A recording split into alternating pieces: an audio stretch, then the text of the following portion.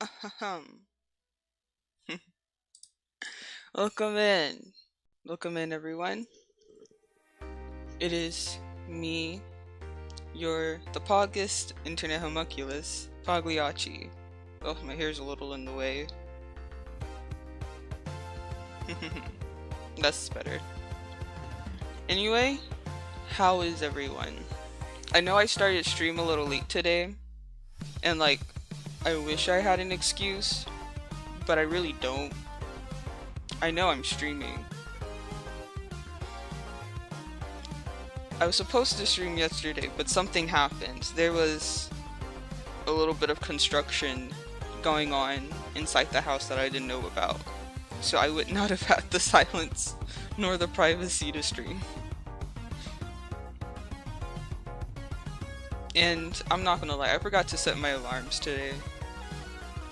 Which I normally don't do. Actually, that's a lie. I do normally forget to set my alarms. But I forgot to set them today, so I woke up after 9. So I had to remedy the situation. It's a good thing I usually don't say when I go live until 30 minutes before.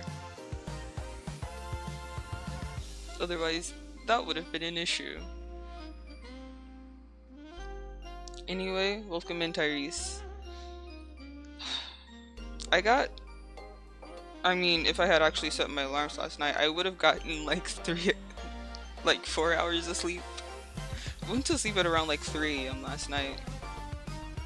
What am I going to be doing today? I'm going to be playing Saint Spells. It's like a visual novel game. Absolutely love it. Love the characters, love the world building, just love how it's all made. Super good. Would recommend 10 out of 10. Today I will be doing Phoenix's and Salinger's route. I don't clearly remember doing Salinger's route on stream at least. So if I do his... So this is the second time I'm doing it, then it's the second time I'm doing it. And then after these two, I have 2 more left on the roster of students. Luca and Bugbear. So the Saint Spell series will be coming to an end very soon. Whether or not, of course, soon means whenever I get to stream that last part. You see, it's with the face, bro. You don't like visual novels?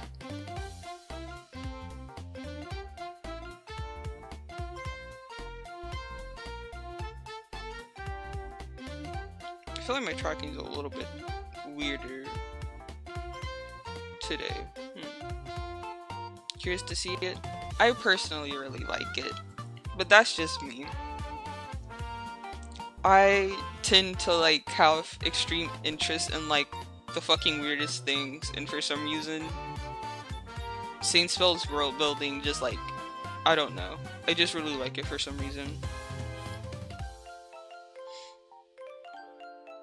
I need to move this over so I can see things properly.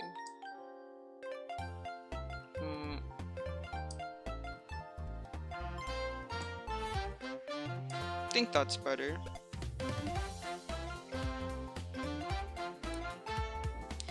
And yeah, also TikTok. I fucking hate it.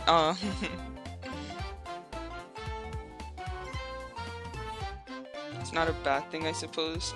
It's not, but it just means that when I have new interests, it's hard to find other people to talk about it with, because they don't see what I see. I think the perfect example of this is my extreme, not extreme, but I really like the world building for some reason in this anime called Interspecies Reviewers. Whenever I bring it up, people just think I'm weird and that I'm a fucking gooner, but I'm not a gooner. It's just I just like how they focus on how brothels would work in a fantasy setting, and I think it's a really interesting concept. Yeah. Weird things are fun. But people think all of my weird things are too weird. What's wrong with being the gooner? Well, I mean, I'm not a gooner. There's nothing necessarily wrong with it, but at least when it comes to interspecies reviewers, like, I'm not a gooner. Like, I genuinely just like it because of like its world building and just like how it tries to rationalize like how all of these different brothels would work.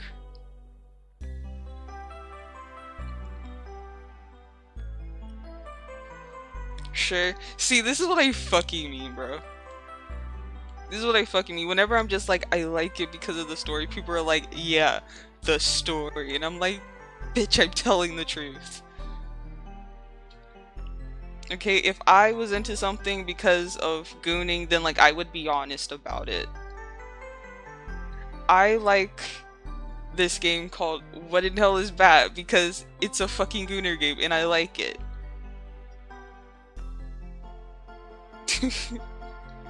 You're just messing with me. Okay. But it's the fact that like literally everyone is just like, yeah, okay, sure. So I get a little defensive.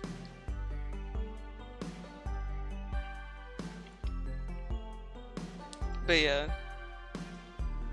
TikTok fucking hate it. You can tell, yeah. So, I guess I have a TikTok now. I started like posting on there. Which, by the way, I fucking had a TikTok for like, what, a year, I think? I had TikTok like right before we had that like TikTok ban in America. And then it got lifted. But I never really used it. Because I wasn't... I mean, if I ever scrolled on anything, it was Twitter. And sometimes like Instagram. Or actually, I'm really only on Instagram just to like see how my friends are doing. But TikTok, I never really used it. I was never on it. You don't like TikTok much? Yeah, me neither. I mean, I guess it can be really pretty cool, but it's like, I've just personally never got into TikTok. When I did try to download TikTok on my phone once, it literally was taking up all of my room. So I just kind of went like, fuck it, and just never downloaded it on my phone. But then, I remember someone saying that there's like I think it was like a pretty casual, like I don't think it was like an official, but just like a little IDV tournament happening on TikTok, and I wanted to check it out. So I decided to like just use the PC, like the TikTok PC browser to check it out. And that was when I created my TikTok account. And then I never used it, not even to scroll. After I watched the tournament, and then I never touched TikTok again. But then I was like, man, I should probably like find more ways to like do shit, because I want to try to do more, put more effort, I guess, into like the whole streaming thing, you know, promoting, marketing, growth, all those business buzzwords. And TikTok is a pretty good place to do that. Mostly because it's like it's like so fucking easy to get views on TikTok, because people literally just scroll for hours on there. So it's like, it's kind of inevitable that you'll get views for stuff on TikTok. But like, I remember I tried to like post shit for the first time on TikTok, and literally it was getting like literally 0 views, like 0, nada, nothing. I was like, you know, I'm used to this. I'm small, you know, slow growth.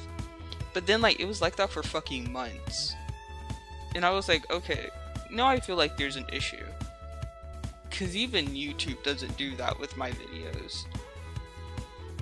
So then I had to look it up, and it was like, oh yeah, because you have a TikTok account but you like never use it, TikTok thinks you're a bot, and it literally just doesn't show your videos to anyone. And I was like, okay, so how do I fix it? And then the internet was like, yeah, you're just gonna have to make a new account. And I was like, fuck this shit. So then I had to like fucking delete that account, make another account, and then I fucking had to like train the TikTok bots to like realized that I was a real fucking person. So I essentially was just like, every day I have to spend like at least 10 minutes on TikTok scrolling, liking shit, and like just follow like 1 or 2 people. And I did that for like, what, 2 weeks? I was kind of inconsistent. I wasn't on there every day because like TikTok just like wasn't my place naturally. But like I was there roughly every day for it, like at least like 10 to maybe like an hour. You know, just like scrolling and liking shit. Also trying to get the algorithm to know what I like so I don't get the stupidest videos. But I still do. And then I posted something and then it finally fucking worked. And I was like, thank fucking God. I had to do all that work just to post a video and have it actually, you know, and have TikTok do what it's supposed to fucking do with my videos. That shit was crazy. I don't know, I've never been much of a TikTok person. I always just scroll on YouTube Shorts. Yeah. Even then, I'm not really on, like, Shorts. I usually just, like, watch YouTube videos or streams, or I'm on Twitter just scrolling.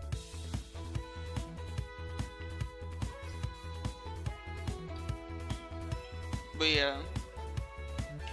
Anyway, I was really debating what to do today, whether I should do the actual Saint Spell stream or just like a just talking stream. Because, was it yesterday? The other day, my mom, she had to like cut my hair and like line me up because it was starting to grow, and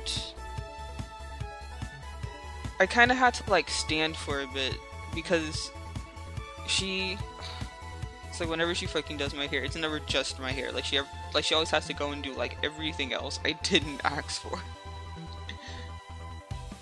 And so at some point I had to like stand up because she needed like the light on my face to see properly. And low-key, I was feeling like kind of sick. I was like, I don't feel good. So I was like, can I go and get some water? She was like, sure. So I drank some water, I came back, but I still wasn't feeling that great. And then I started getting like lightheaded and dizzy, like I was gonna collapse. Cause I felt that feeling before. Last time I felt that feeling, I feel that in like 2 different scenarios. Either one, when I like get up from the bed too fast, all of a sudden my vision just goes like fucking black and I literally collapse and lose balance and shit. Or the second time when I experienced like that kind of feeling is when I like overheat. That happened to me when I was in an airport once. I think it was because I was nervous because I was like flying by myself to Japan that like I didn't notice I was overheating. But no, yeah, I told my mom, I was like, bro, I need to like sit down, I don't feel good. And then she gave me the most fucking annoyed look ever.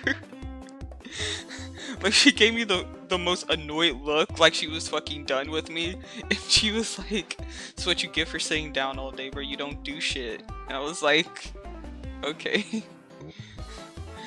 Like, and she, like, literally while I was trying to get my shit back together, she gave me a whole ass lecture. I was like, okay, I get it. I need to stand up and do more shit and exercise. I get it. I was like, once school starts back up, I ain't got no choice but to walk. But yeah, I managed to stand back up and, you know, properly stand for like a longer amount of time so she could finish up and stuff. But luckily, she didn't have much left to do. Damn, yeah. Just mother things. Just typical mom things. I could literally be fucking dying and then she'd nag about how I literally put myself in that position before she even thinks of calling the police. Yeah, my mom's like that. But, yeah. Let me get to the game then. She's just looking out for you. Oh yeah, I know. And I love her for it.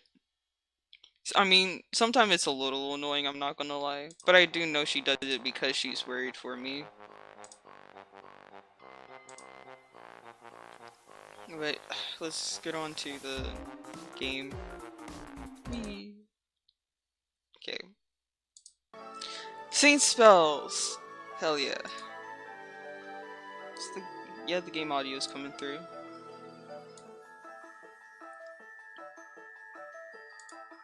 So, we went through like almost everyone. The number is a little bit off.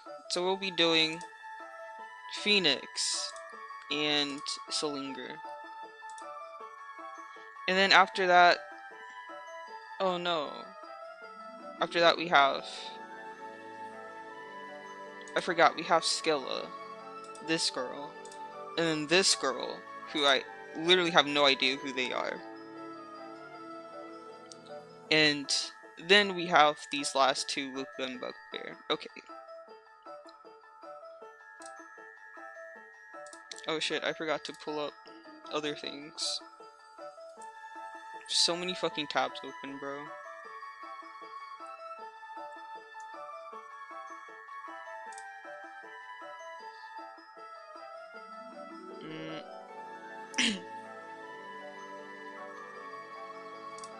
Here it is. Okay. I thought it was a card game from what you said. No, it's not a card game. It's a visual novel. I said it was a visual novel game. Now that I think about it, it's a visual novel game.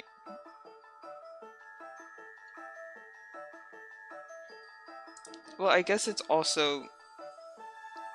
I guess it's also true if I called it like, what is it called? Not a otome game. A dating simulator? Even dating simulator is kind of iffy because there are some routes that just aren't romantic. Like Billy's route, we literally just become friends with the dude. So like there are non-romantic routes in this. Yeah, it's kind of like a dating sim, but like not all of the endings are romantic. Like some of them you literally just become friends with the people. It really just depends on like the characters. Some are romantic, some are not. There's this one that fucking traumatized me because like it was neither platonic or romantic. I tried to get with two people and instead all I did was just see those two get together on their on and off fucking toxic ass relationship. Kinda hurt.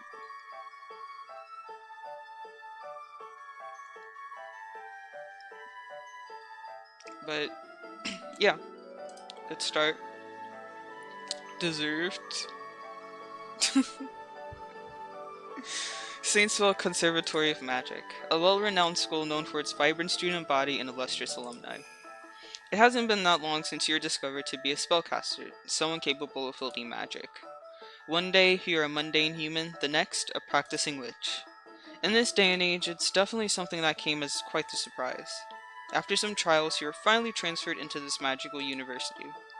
Both nervous and excited, you hope you can make some friends by the end of this week. Though you don't know anyone as a transfer student, you're ready to make the most of it. Poggy is my first name, Pogliacciii is my last one. That's how I shall be addressed in this game. So, for astrology, I really like the history of magic class. Sorry for the coughing. But I really like the history of magic class because that's where you get like all of the world building lore dump, which I really like. You also learn a little bit. I'm dying. I know. I was dying since the day I was born. Ugh. Study of malediction. It's not as much of a lore dump as the history of magic class, obviously, but you still learn like some really cool things in this class, especially when you get to certain people's route. I know that this class is connected to one particular person's route, especially. Or at least the things that are talked about in this class. And then healing. And then dorms.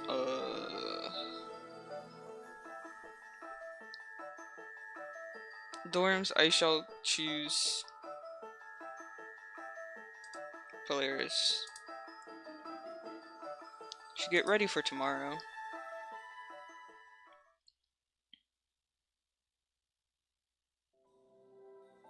You make your way down the halls of the Grand Conservatory with a fluttering heart.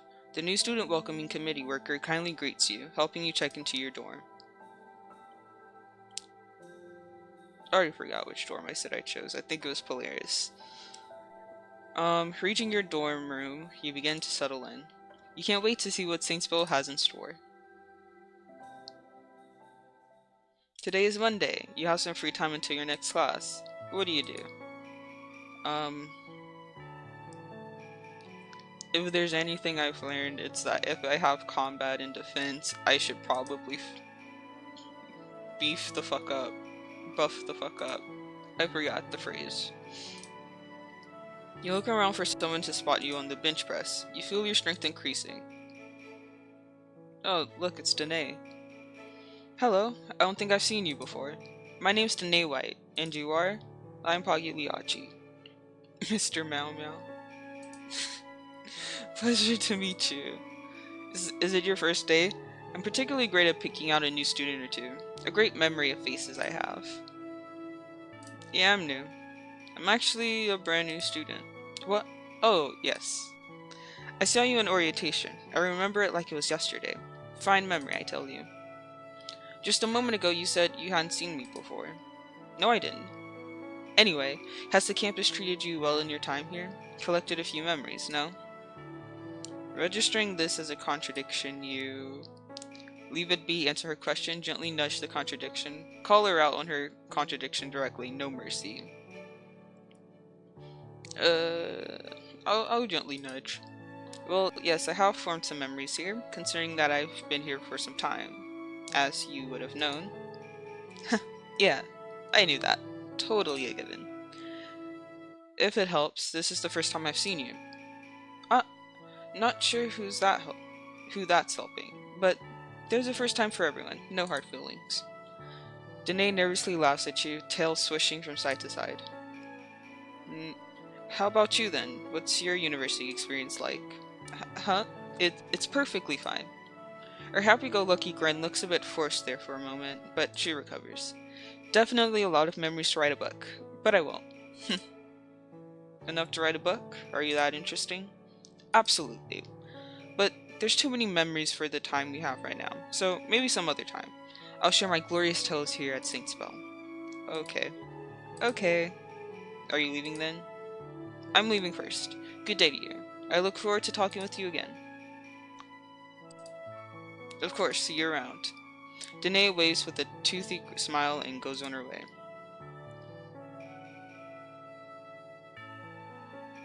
You have combat and defense magic. Oh shit. Go to class? No. Okay.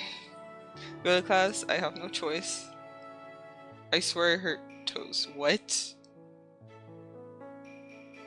Bro. Nobody said toes. I think you might be imagining shit. Who would you like to approach? Well, obviously, Phoenix, if I can. You see a student searching for something, seemingly distressed. Help them. You would never, I don't know, bro. The fact that you hurt toes and no one said it, I think that says a little about you. Is everything alright? The individual pauses in their search, vibrant red eyes meeting yours. I'm looking for my wand. A frown crosses their features as they respond briefly, soon turning back to their search. I lost it and class is starting soon, so... They add, voice trailing off, perhaps implying they don't have time to talk. You blink a couple times. Let me help you then. What does it look like? They look at you with a hint of surprise, but they hardly seem upset by the offer. It's like a little dog thingy. It's made out of wood. Huh? Dog thingy? You aren't sure what they're expecting. You aren't sure what you're expecting, but it wasn't quite that. It seems a little too simple to be a wand. Well, regardless. Alright, you got it. You get low to the ground, searching around and under objects for the wooden dog thingy. Minutes trickle by, but you eventually manage to find a small dog figurine. Picking it up, you turn it in your hand, examining it. It's small enough to fit within your palm, made of a cream and dark gray wood, and surprisingly soft. This couldn't possibly be a wand, could it? As you ponder the figurine, your search partner pipes up. You found it! Thank you! Seriously. You blink in mild surprise and you hand it over to them. It's no problem at all. Oh shit, I forgot to introduce myself. I'm Phoenix. What's your name? Poggy.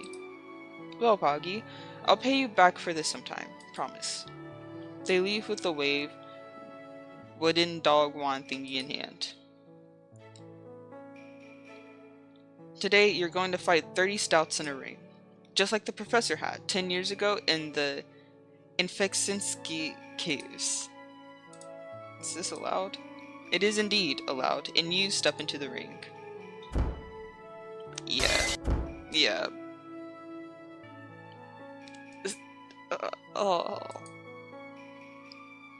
Although you get your ass handed to you, you put up a good fight.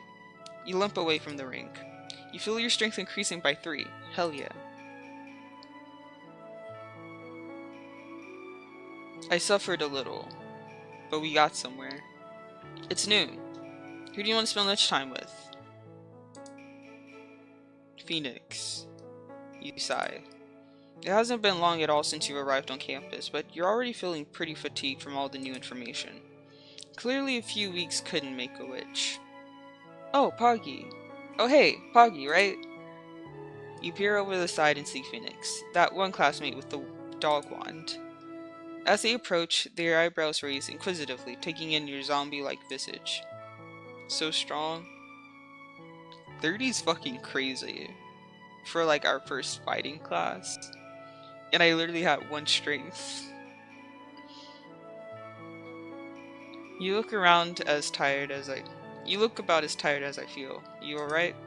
You nod slowly, rubbing the back of your neck. Yeah, just a little tired. And also, probably a little hurt.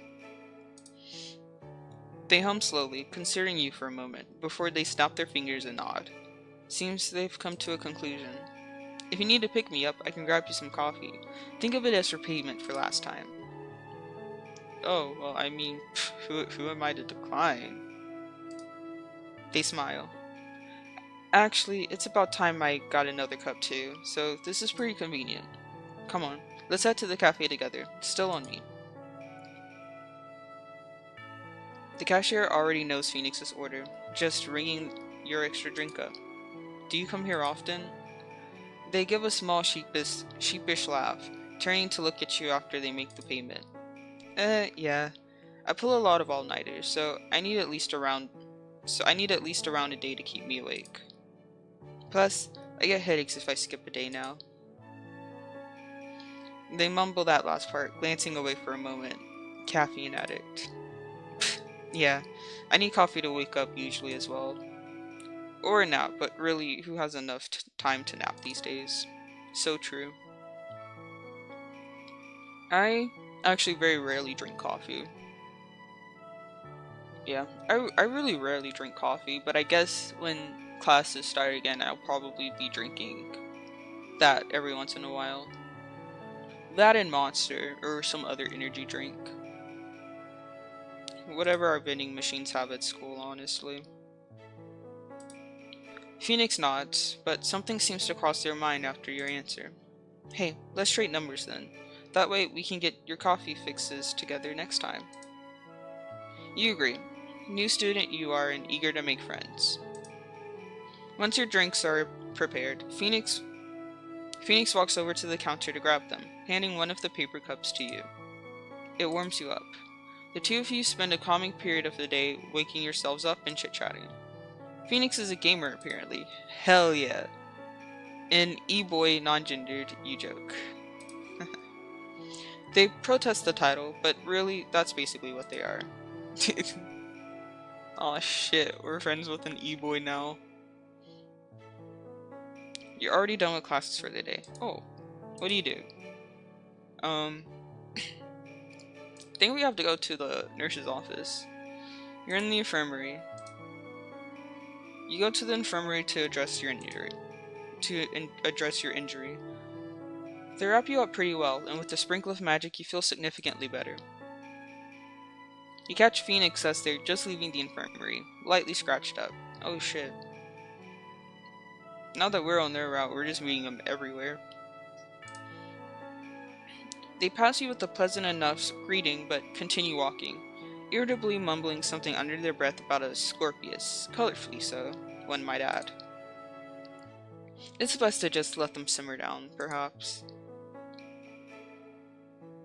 Was it the combat and defense class? Did they make you fight a monster? Yeah. Did the same thing to me too. Actually,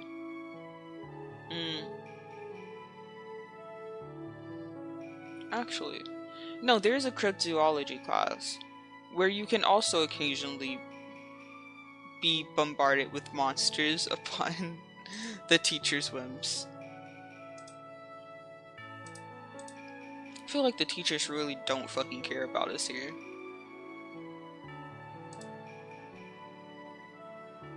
You're at the fields? Let's practice some magic. The wide open space helps you focus on your magic. You feel your intelligence increasing.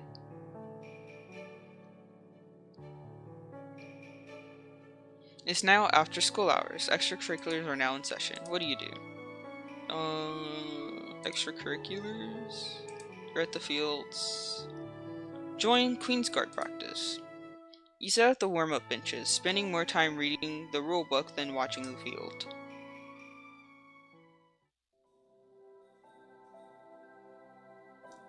Well, I was hoping maybe I'd get some strength from that, but I guess no. Fucking nerd, just sitting on the benches reading a fucking book. It's now the evening. You have some free time before the day ends. We bathe.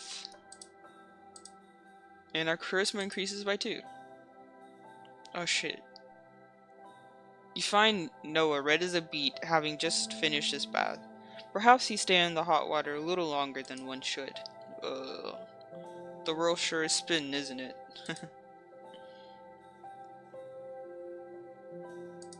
Find a bathhouse worker. Excuse me, there's a weird man passed out on the floor. Noah gets taken away by the proper authorities. Why yes, I will take the Happy Meal to go.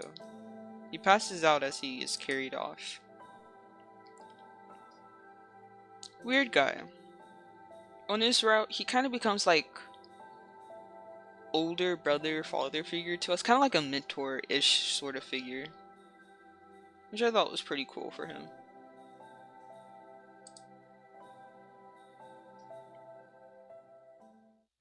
Today's Tuesday, and you have healing. Go to class? Yes. Who would you like to approach? Would Phoenix like to talk to us? Phoenix is staring down at their phone. They don't appear too happy, their expression unreadable save for a certain ickiness. Whatever is on there, it's probably not making them happy. You decide to distract them with a text. It's Wednesday, my dudes. Vine. A certain frog meme. Or Animal Crossing.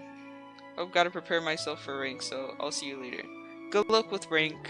I should probably... Maybe I should do evening rank.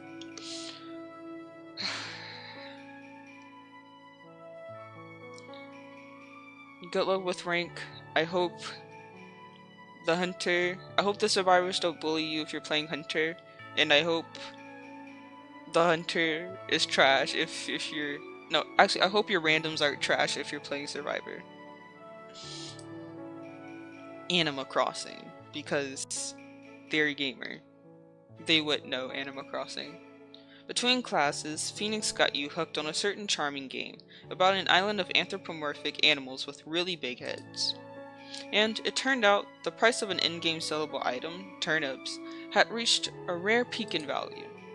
And though Phoenix isn't a big fan of the real-world equivalent, they mentioned being very dedicated to a fictional vegetable Wall Street. Turnips prices skyrocketed today. Get in, loser. Oh shit. Phoenix exclaimed, scrambling for their backpack. You and Phoenix spend some time playing Animal Crossing, selling turnips for millions. In the back of your mind, though, you still wonder what made Phoenix upset. Were you looking at depressing stuff on social media or something earlier? I'm dumb enough to play Hunter, I believe those. Okay. Stop praying for bad randoms in my matches. But like, they're so fun, aren't they? Imagine playing solo and literally all three of your randoms are fucking trash. I feel like that would be enough to make anyone rage quit for the day. They paused for a moment, but eventually nodded in answer. Do you, want to talk about it? Nah, it's fine. Pretty usual nowadays. The distraction really helped though. Thank you. They lift up their screen to show a few fantasy currency they made, throwing you a smile. That smile. The look in their eyes. Both just seem softer than usual. Recently, you've learned all the Seraphim students naturally have an affinity for healing magics. You wonder on the logistics of that. Would it be like native language speakers taking their own language in school? I like to think so, yes. Hello, students. As we get lecture set up today, I'll play some music while you guys wait. The professor speaks kindly in a soft-spoken tone of voice. I've become so numb, I can't feel you there. You wonder if the professor is okay. Your daily dose of emo music provided to you by your healing magics professor. You have some free time until your next class. What do you do? Let's fight. Let's exercise. You look around for someone to spot you at the bench press. You feel your strength increasing. A large anima is standing around, as if deep in thought. Greet? Nah. He seems to hear you anyways, okay. His ears quirk up I can't fucking read. His ears quirk up in curiosity, glancing over once before his eyes dart away. It seems like he's ignoring you, or contemplating something deeply. Try again. Sure. Hello? His ears quirk up again, but this time he looks a little flustered. He looks around quickly to check if you are addressing someone else. Sorry. Hello. Did you need something? You're like super tall. This is gonna lock me out of his route. Wait, does it give me negative favorability or does it lock me out of his route? I can't remember. You seem to embarrass Ashton. He walks away. How awkward. Sorry, bunny boy, but we're not going after you this stream. We already went after you. It's noon. Who do you want to spend lunchtime with? That guy. You sigh once again. The days have passed, but Saint Spell and his outstanding expectations weigh on your mind. That's just what school is, you suppose, magical or not. Hey, Poggy. Whoa. Something up? They greet with cheer before knitting their brow in concern. You glance at them in surprise. You hadn't really been showing your mood on your face this time. Phoenix seems to have already caught on to your emotional cues in the brief time you spent together. I'd be the one to tell. Oh, I see. Come on, sit with me a bit. You follow their lead, sitting together and unloading your stresses of the upcoming academic year looming over you. Phoenix listens intently the whole time. The two of you are in similar situations. You can tell from the empathetic responses they give, so...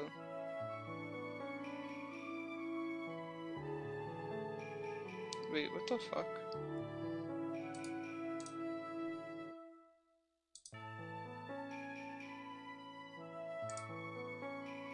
I suddenly heard my voice twice on my end, I think. I don't think it popped up on your guys' end.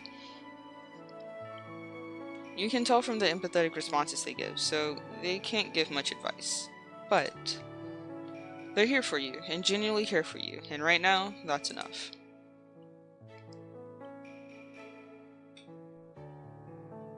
You have astrology. Go to class? Yes.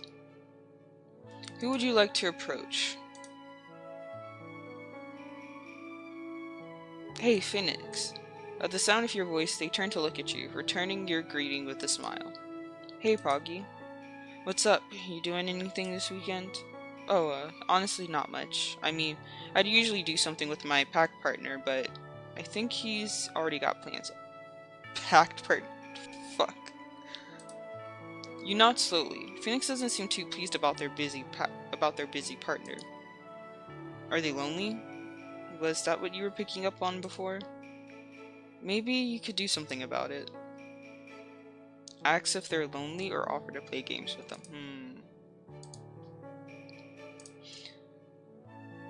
This is actually...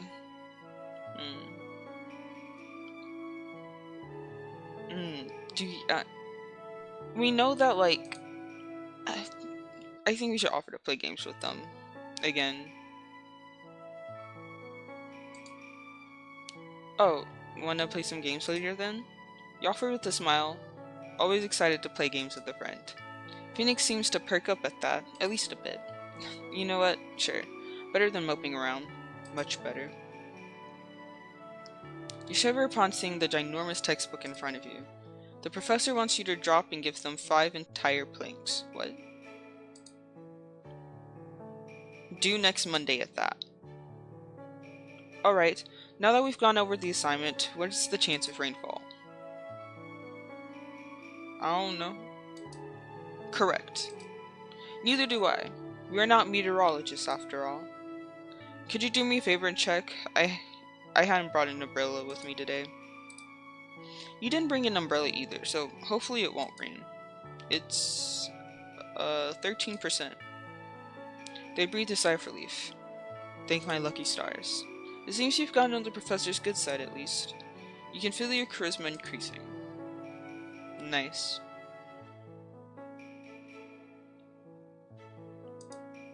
You're already done with classes for the day. What do you do? Let's get smarter and go to the library.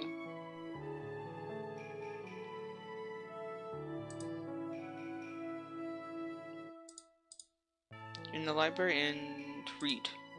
What do you read today? Your fingers slip through the pages of Alice in Never-Ending Finals.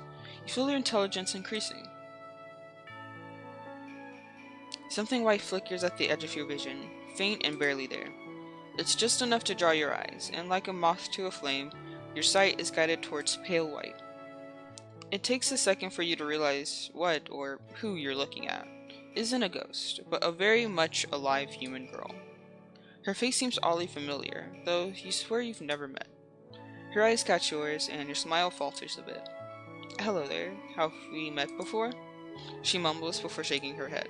Never mind, my apologies. My name is Arrive Atelier, House Polaris. It's a pleasure to meet you. You're as lovely as a blooming flower, as radiant as the hottest summer sun. Okay, fucking simp. Kiss her? The pleasure's all mine, or ignore her? The pleasure's all mine. My name is Poggy. The pleasure's all mine. You smile politely back and greet her as well, telling her your name and house. Your response makes her smile brighten even further. She seems pleased. She tests the name carefully as if committing it to memory. Poggy. That's a wonderful name. It really suits you. Just as she says that, someone calls her name. It seems they're calling for me. Let's talk again soon. I look forward to chatting with you. And with that, she's gone, being pulled away by another student obviously in need of her assistance.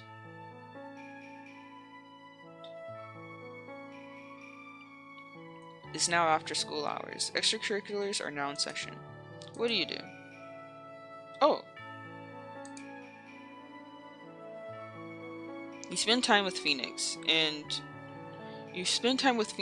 who takes comfort in your simple presence. Seems they've opened up to you, at least a little. There's a certain childishness to them now that you didn't think existed. Seeing this side of them feels special. You're grateful they trust you with that. Even after you depart, you and Phoenix spend a while talking through text. Nice. It's now the evening. You have some free time before the day ends. Bathe as always. We need to be clean and we need to smell good. We're not animals.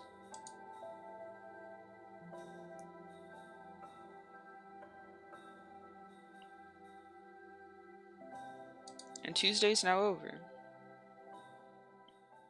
Today is Wednesday. You have some free time until your next class. What do you do? Can I just stay in bed? I want to rest. You spend an inordinate amount of time reading random pages on Wikipedia.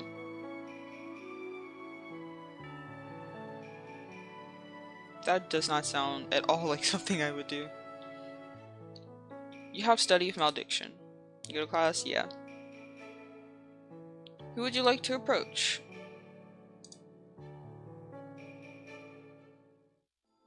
Oh, hi Poggy. You and Phoenix amicably chat for a bit. Professor Grimsby gives a particularly spirited lecture on the moral quandaries and psychology of those who choose to practice black magic. You're always surprised by the grave note that taints the lectures for this course. In the end, he suggests the sugar may slow down, but not stop, the onset of corruption.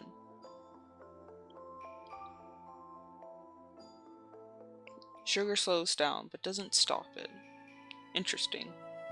It's noon. Who do you want to spend lunchtime with? Well, obviously, Phoenix. You seek out Phoenix for your lunch break, heading over to their dorm and giving the door a good knock. You know they like to decompress in here before lunch, but they usually do that alone. You're happy the two of you are close enough that, despite their usual lunch habits, Phoenix seems pleased to spend time with you. It's not too eventful, just lazy, nonchalant conversation. After finishing, though, they pull a tub of ice cream out of their nearby mini-fridge, presumably for dessert. Hey, do you want some ice cream? It's mint chocolate chip. Hell yeah. I like mint chocolate chip. I actually like mint chocolate chip. I don't think it's bad. But I prefer, like, mint ice cream without the chocolate chip. Like, just mint ice cream. I actually really like it. I think it's good. I remember going to like an ice cream shop that had, I think it was Baskin Robbins, that had just mint. I can't remember. But I remember I had it once and it was like just mint, no chocolate chip, and I like that so much better than mint chocolate chip. They share some of their ice cream with you. As it turns out, it's their favorite. The combination of its refreshing mint flavor and the crunch of the chocolate chips. It melts wonderfully on your tongue. Now I kinda want ice cream. I like cookie and cream. Cookie and cream is my favorite. Cookie and cream pistachio is also good. And just plain vanilla. You have astrology. Go to class? Yeah. Who would you like to approach? Phoenix? I don't think we have any more events to trigger, like, before classes. Try as you might, your head starts slowly dipping as you take micro naps in succession. That is definitely something I have done in class before. I did it in my calculus class. I did it in my Japanese mythology class, which was actually a class I would not have normally slept in and would have really liked if it wasn't all in Japanese and, you know, everything he was saying was about like monsters and history and just all in all words you don't typically learn. I was really fucking confused. Just full on. out like a fucking light. Pogliacciii. Getting back onto topic, hey Liachi, how do you calculate the gravitational force between two masses? Fuck. Math. The first one. Thank you, Poggy. It appears you studied. Yay! To be fair, the first one looked the most right out of all of them. I couldn't tell you the word the letter stood for, but I understood that, like, the letters looked more right, considering what we were trying to measure. That's all I could say. I know the R was radius, which also made sense. Because in astrology, most likely the two masses you're studying are spheres. You're already done with classes for the day. What do you do?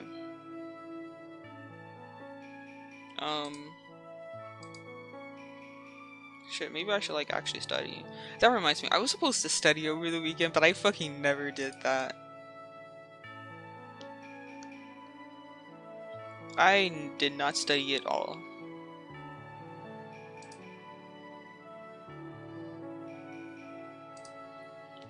Let's study. It's quiet in your room. The only sound, the scratching of your quill. The calm atmosphere helps you focus on your work for study malediction. You feel your intelligence increasing, and you feel like a better student. It's now after school hours. Extracurriculars are now in session. What do you do?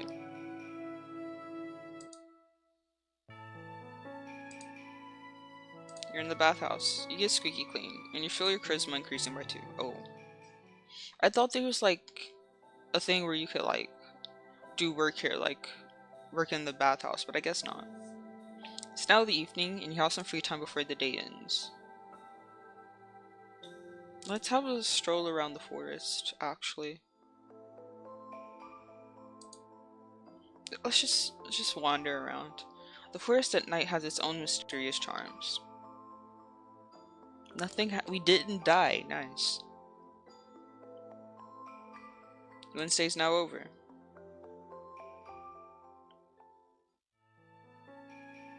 Today's Thursday, and you have healing. Okay.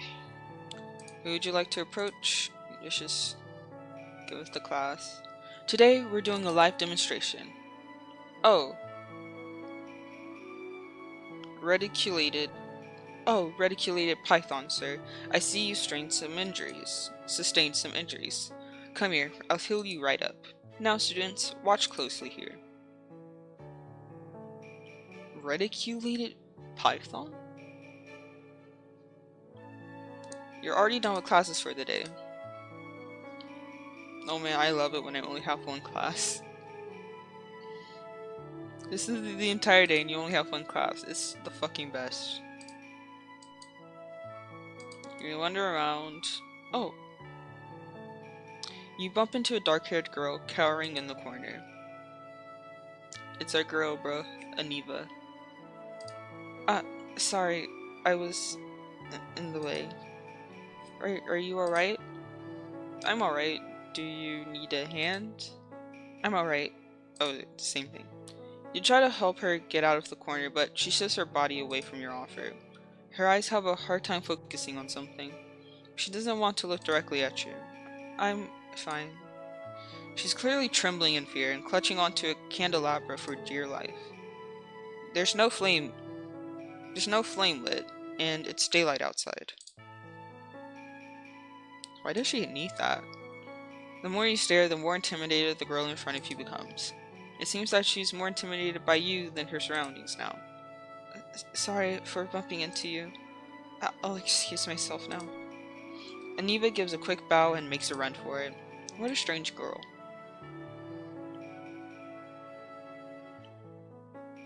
And it's noon.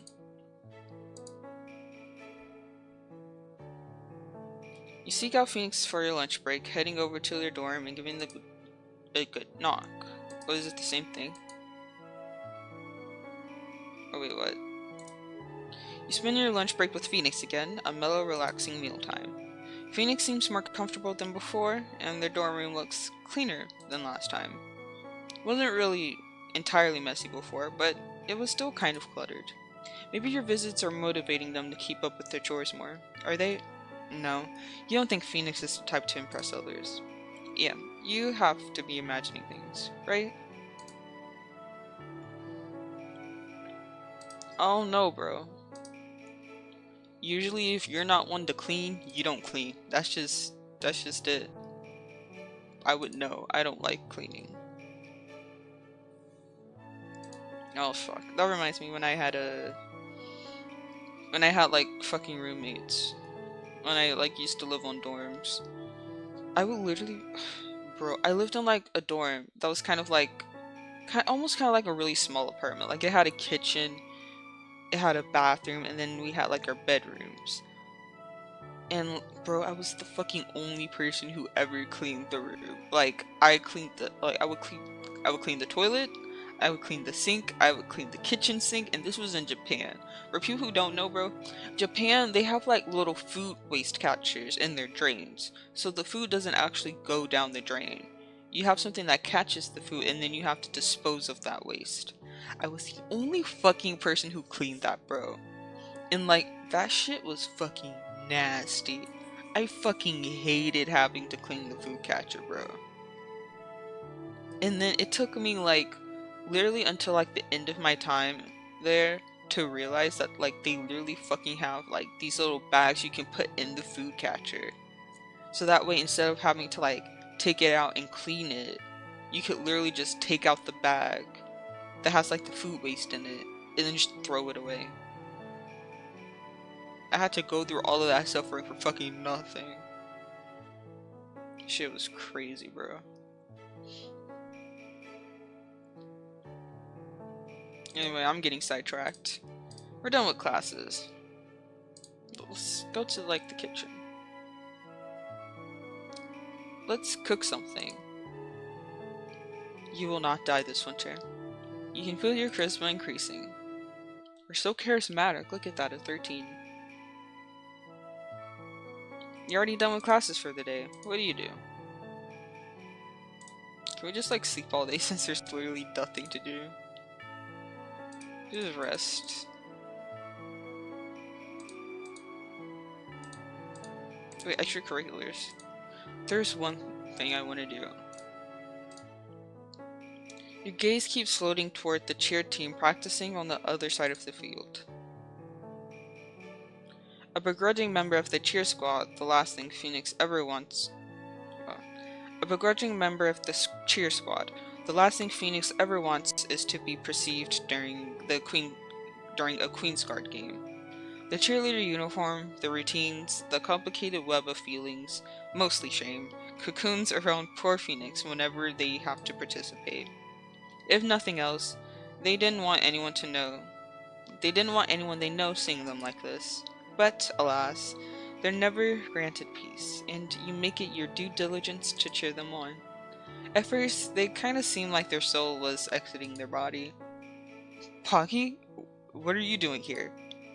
But after a while, they actually seem to get into it. They pull off some surprisingly incredible routines. You didn't, expect this side of them. They're pretty good at this.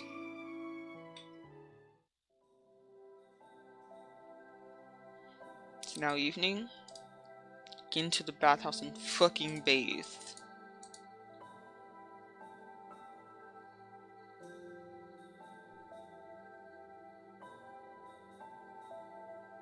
Thursday is now over.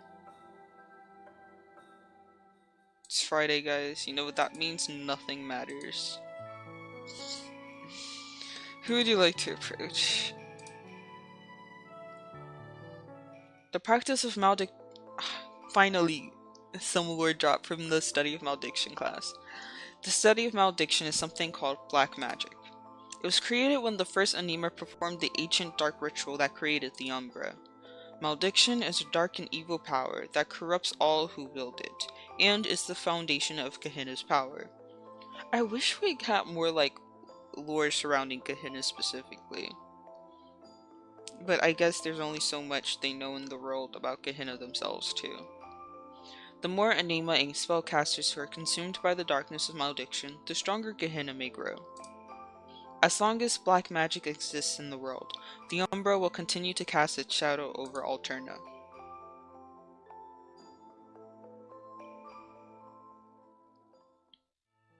You have combat and defense magic. Go to class. Will I get my shit rocked? Who knows? Will class end with me pass the fuck out? Maybe.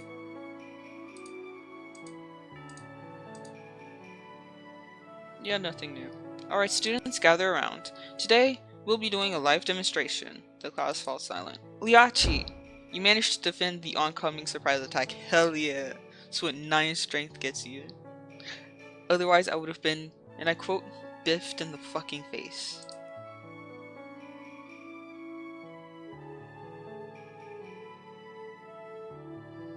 It's noon? Who do you want to spend lunchtime with? Oh yeah, that reminds me. I didn't eat lunch today. Or breakfast. But to be fair, the latter is not really new. I never eat breakfast. You seek out Phoenix for your lunch break, heading over to their dorm and giving the door a good knock. You know they like to decompress here before lunch, but they usually do that alone. Well, relaxing time. Looks cleaner. Yep, same stuff.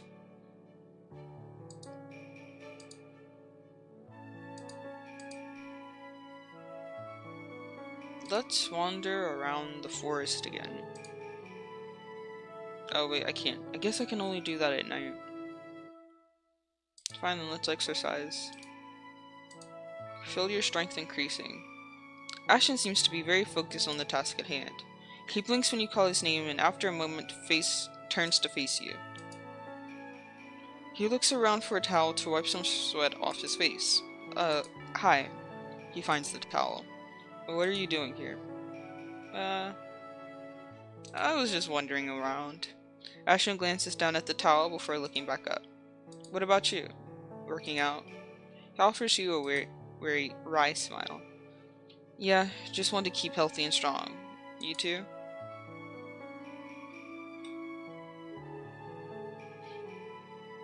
I would say yes, but I've kind of already outed that I am anything but healthy.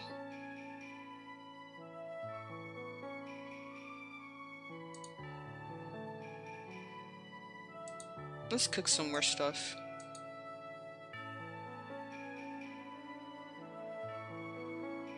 It's now after school hours. Extracurriculars are now in session. What do you do? Let's see if we can see Phoenix at the Queen's Guard thing again. Your gaze keeps floating towards the cheer team practicing on the other side of the field. You could be doing something productive, but instead you spend this time watching Phoenix embarrass themselves in a cheer squad again. Is it the cheesy, jumbled, cute cheers they like? The unexpected ease with which they pull off their cheer routines, the uniform? Regardless, through the embarrassment, Phoenix seems happy you're here, and happier with cheering in general.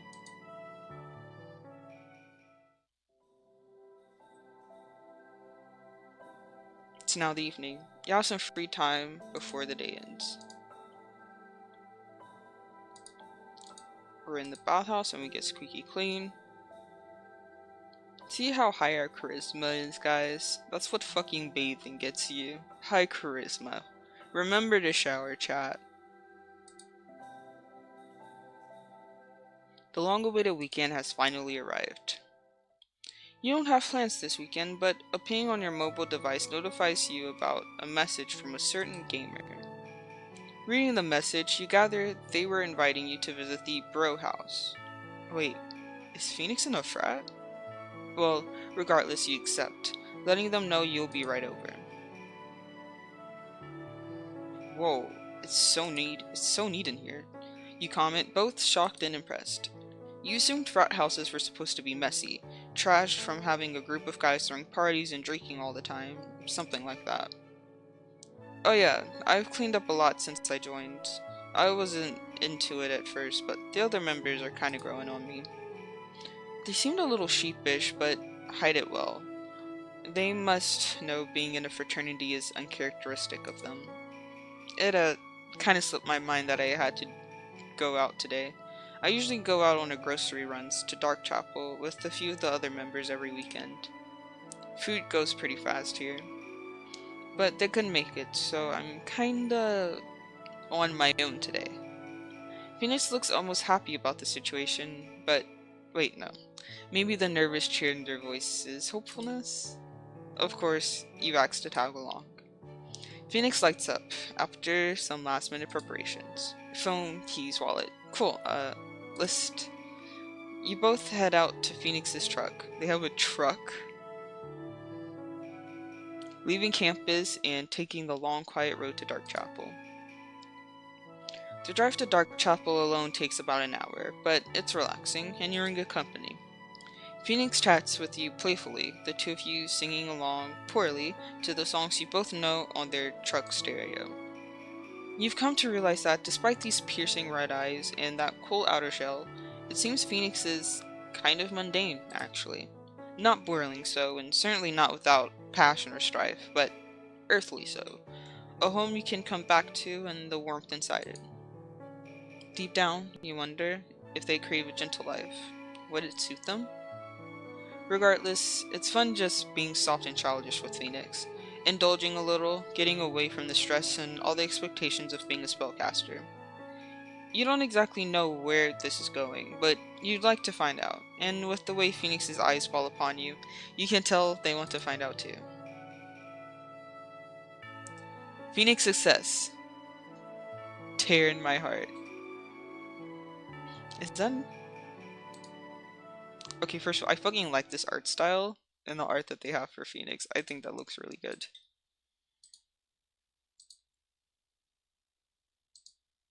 Well, that was Phoenix's route. Next up, we have Salinger's route. Actually, let's read Phoenix's chaos threading. Very redacted, okay. So Phoenix P.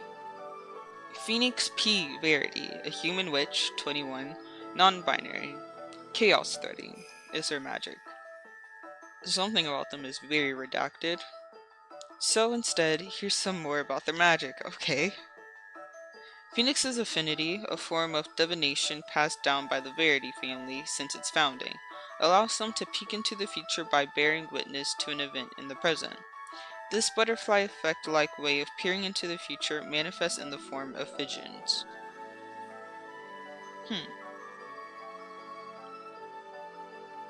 Interesting, interesting.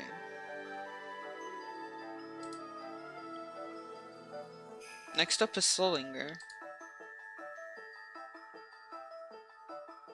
If I remember correctly, I think I like fucked up. Yeah, I remember. Wait, no, I didn't. Hell yeah. Okay. Nice. So next is Salinger's route.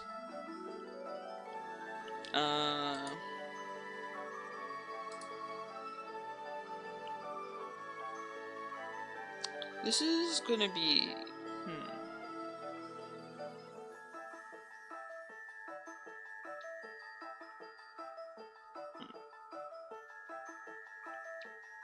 Thinking of the class.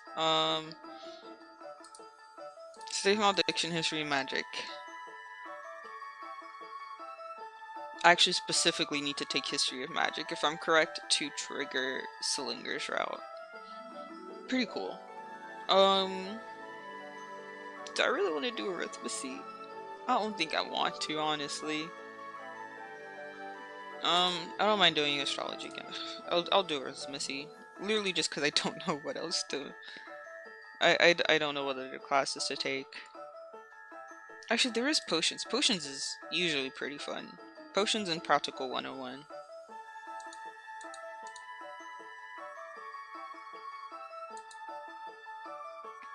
Okay, should get ready for tomorrow.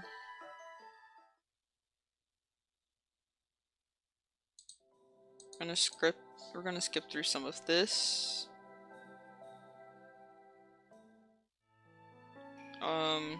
First thing we're going to do is... I don't know. Oh, wait.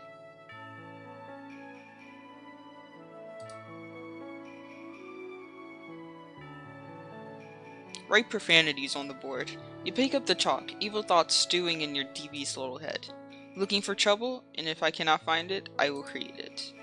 You pull back from your work satisfied.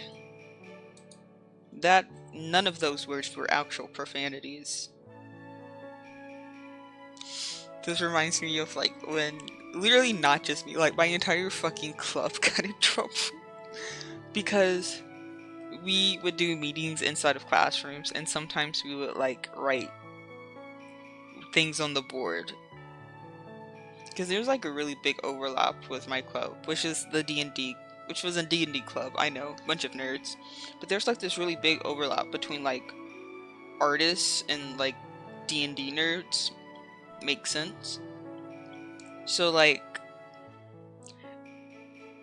let's say there have been multiple times where we have drawn very, very inappropriate things on the whiteboards, like dicks and so forth. Yeah. And essentially, the entire club got in trouble for that.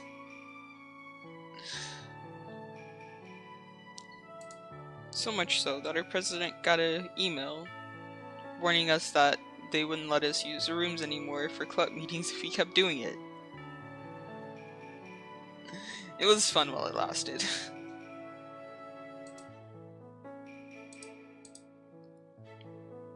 I'm just gonna, actually, I should also exercise. And I also have a head start with strength, which is good.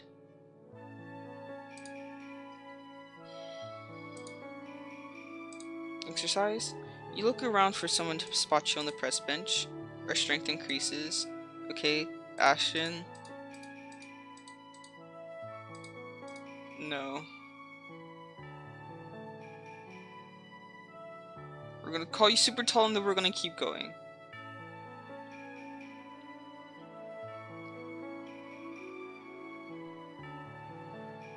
Not you. I need to be more of a bad student. Got the arithmancy, can I not go? Fine. I'll at least try to sit next to him if I have to. You try to find Salinger, but the professor's already starting their lesson, making you hastily take a random seat. You think you might be getting this. And so when you... Pogliacciii. Yeah? You seem to be in a good mood. What's the derivative of 666,999? This. The professor looks at you, slightly confused, as if wondering how you came up with that answer. No. Got it.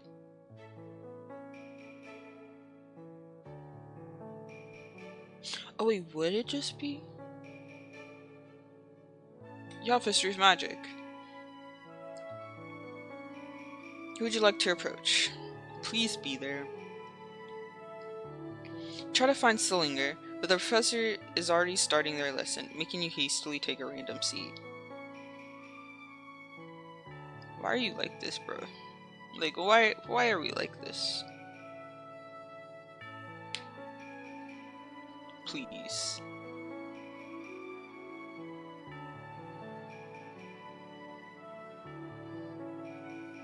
On page 666, please look at the diagram for the topography of Old Massachusetts. The geological markers appear too. You do your best to take notes. The professor said this would be in the exam next week. Some historians actually believe this campus used to be the burial grounds for dragons from 339 BC. The professor continues to drone on. Hey, McSchmuffelschmert, have you heard about the Nightshade Dragon? What's that? It's this dragon that only appears at midnight. Timmy says he saw it at the... Quiet down back there. The two students quickly duck their heads as a magical blackboard eraser comes flying over. Okay.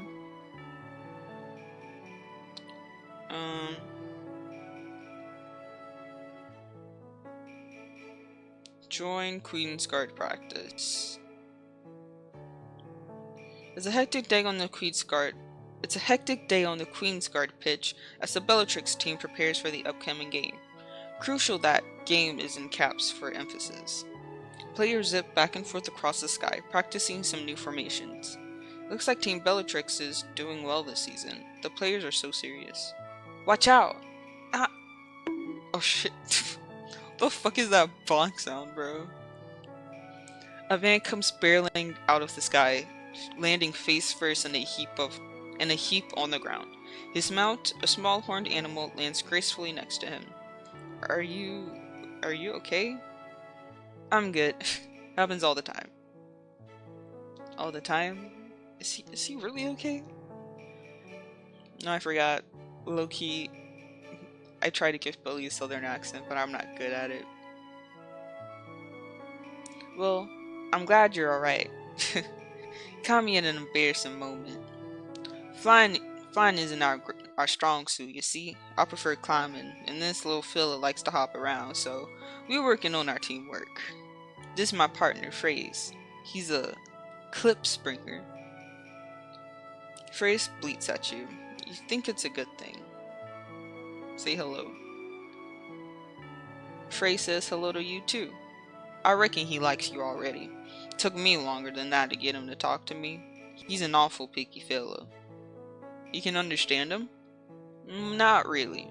Goats and antelopes, you know? Different regions and different dialects. Kinda like human Spanish and human Portuguese. Before you have time to question that further, you're interrupted by the shrill shriek of a whistle. I got too caught up in our chat. And that's my sign to get back to practice. Gotta be prepared for the big game. See you later. I hope my southern accent was good, bruh. Billy waves at you, then he and Phrase hops back into the sky to rejoin the other players. Wait, antelopes have wings? I thought they were just rabbits with horns. They have wings too? You leave the area, eager to avoid any other near accidents. You have to be like a really bad student, guys. I just need to be bad. You need to be a delinquent. With a strength of 5, you begin delinquent activities. You attempt to take someone's lunch money, but security gets called on you. You barely get your ass handed to you. Regardless, you feel like a bad student plus 2. Okay, this is what we need to do. Monday's now over. You stalk the grounds between the grotto and the Cobalt Tower. Stalking the grounds between the grotto and the Cobalt Tower is the Nightshade Dragon, a mysterious beast aptly named for its rumored appearance during midnight.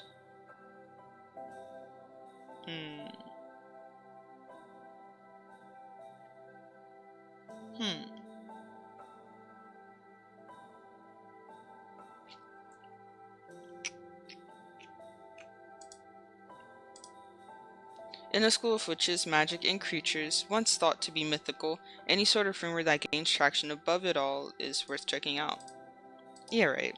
Who has time for that? Between classes and extracurriculars, there wouldn't even be enough time during the night to sleep.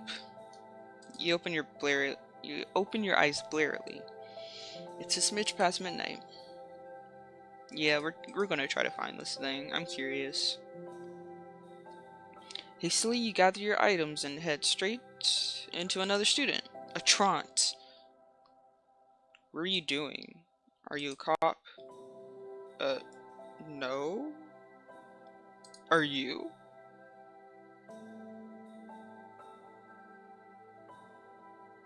You stare back dully, too tired for games. I'm out here with you too. Sorry, it's just a question. No, I'm a student. The sound of additional approaching footsteps alerts the stranger, whose first instinct is to take over. He pushes you flush up against the wall, attempting to conceal both you and himself in the tight cover. Wedged between his arms, you're suddenly very aware of him, tall and broad-shouldered. It won't do either of us any good if we're both caught. Let's go. Well, he seems to know what he's doing. Right. Where do I drop you off? so you can ask questions, but I can't. I'll feel responsible if anything happens to you if I let you go now. What do you think will happen? We could pick up another straggler and destroy the wonderful tension between us. What tension? The one that will form if this conversation drags on any longer. You look at him with bewilderment. That's what I thought. Where do I drop you off? I think Cobalt Tower? You're not sure why you lie, but you do. Wait, where do I stay then? Oh, Bell Tower. Or Bell Castle, sorry. Really? Sal looks you up and down, shamelessly. The fuck are you sizing me up for, bro? Trying to start some shit?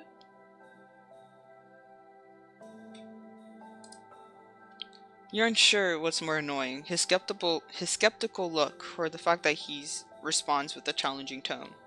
What happened to feeling responsible about what happened to you?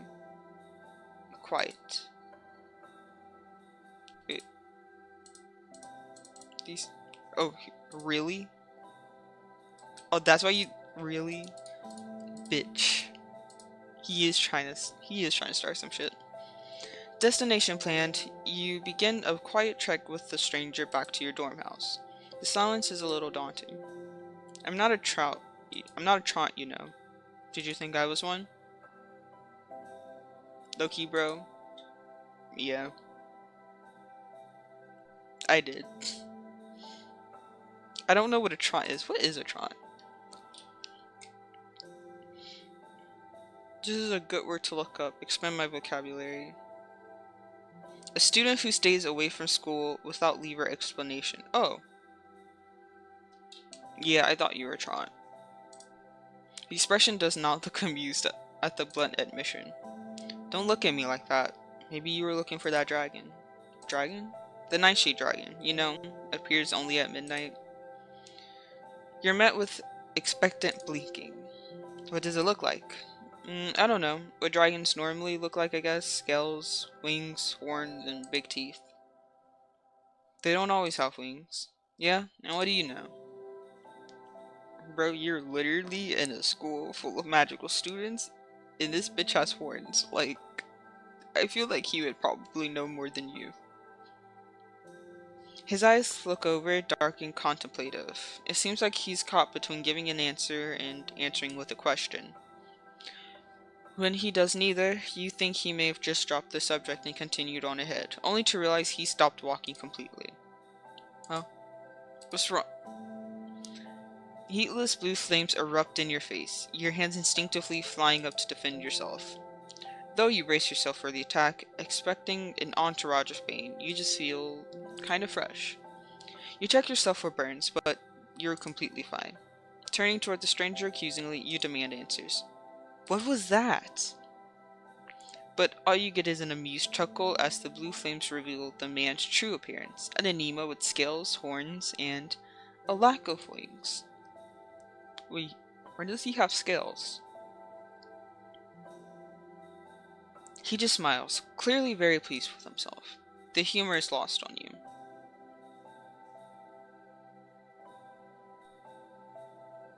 That wasn't funny, that was a good one, or say nothing. Your answer seems to humble Sal, and you don't try to initiate conversation for the rest of the journey. What if I say it's not funny? That wasn't funny? Oh, same thing. No, I'm just gonna say nothing.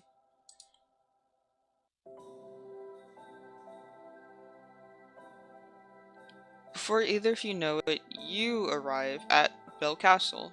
He lingers at the entrance, but otherwise says nothing as you depart. Today's Tuesday, and you have some free time until your next class. What do you do? I have to be a delinquent. With the strength of 4, you begin your delinquent activities. Yep. But now we feel more like a delinquent. Let's keep going.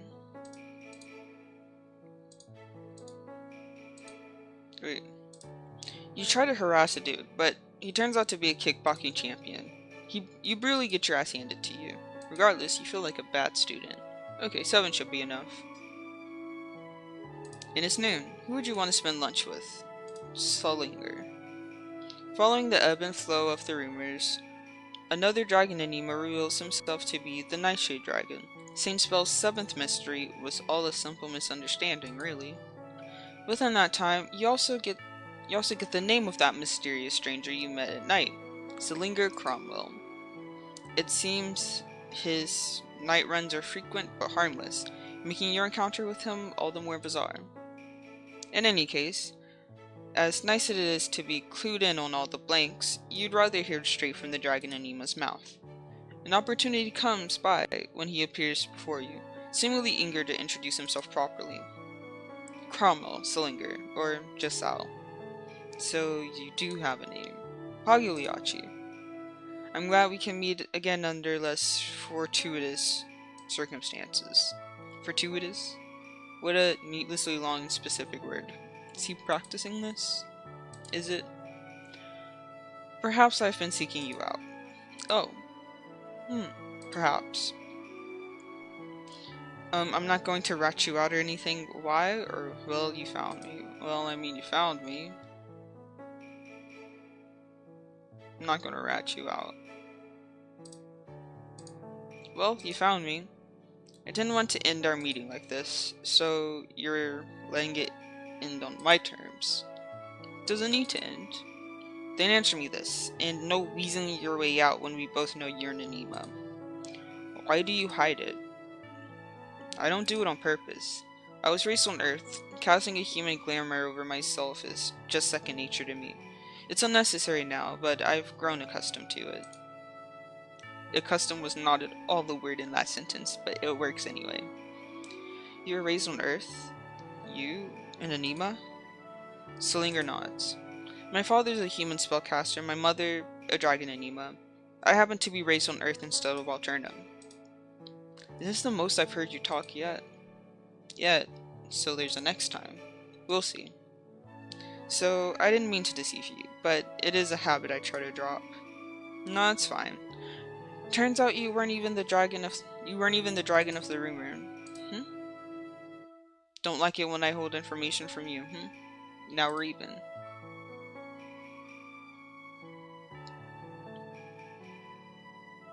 Astrology, can I not go? Hell yeah. I don't want to go to astrology. I don't feel like it. Or let's get class.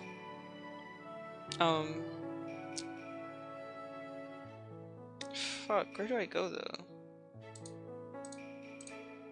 Where do I go?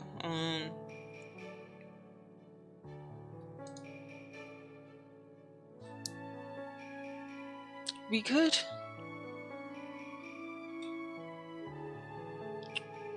go to the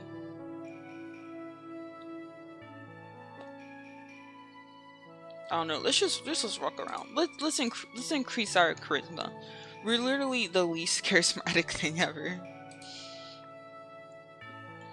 What can you say? The flowers are far more interesting than whatever astrology has going on. A pair of wings zoom past you in a flurry of feathers. Is that a bucket hat? You're almost tipped over when a firm grip props you upright. Sorry. Come on, Sal. The dragon enigma offers you an apologetic smile and a longing gaze. Come with us. You feel his gaze say, the phrase unspoken and resting on the tip of his tongue. You wish to follow, but your feet remain rooted to the ground. No!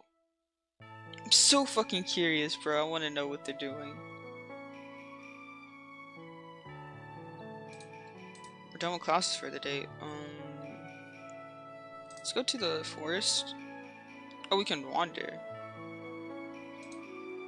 You feel the urge to wander the school grounds a bit more.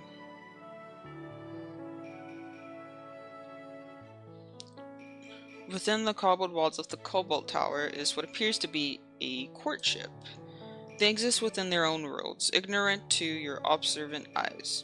So absorbed are they in each other's presence that they fail to recognize your approaching presence. Yes. the same word twice so close together. You're going to catch a cold running around like that. Don't scare me, I'm invincible. You have to be if you're going to put up with me. I don't put up with you. I genuinely like you. The sticky spread of a smile can be heard in the huff of laughter that follows. I like you. Two pairs of eyes raised to look at you. Poggy. The Fiendish looks at you briefly, then back to Salinger, the dots connecting in his head. He looks at Salinger. I'll talk to you later.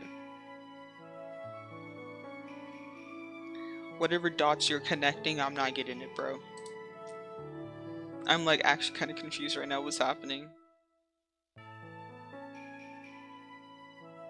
Was I interrupting something? Not at all. I always exchange pleasantries with Adonis between classes. Adonis? Do we know an Adonis? Who's Adonis? That's Alucane. Aniva. Arbor. Arif. Ashton. Do we know an Adonis? Espen. Why is Espen's fucking blank?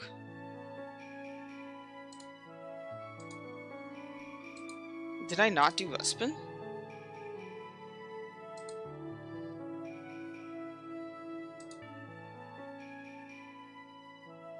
I could have sworn I've done Espen. Whatever.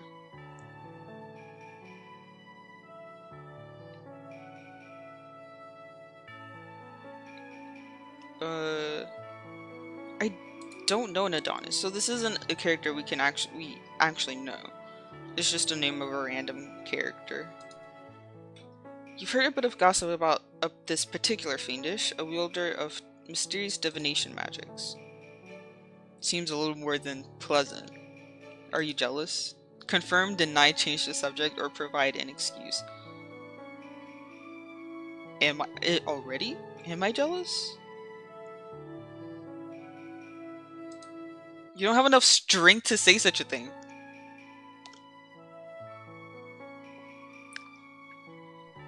Let's back the fuck up. Let's back all the way the fuck up. No. You don't get to say that. I can't say that. No. I don't like that, okay? I'll fucking exercise.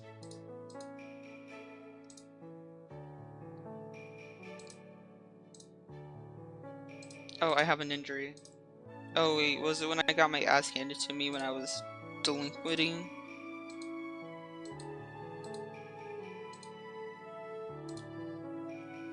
Okay, we're just skipping Danae's stuff because like we know.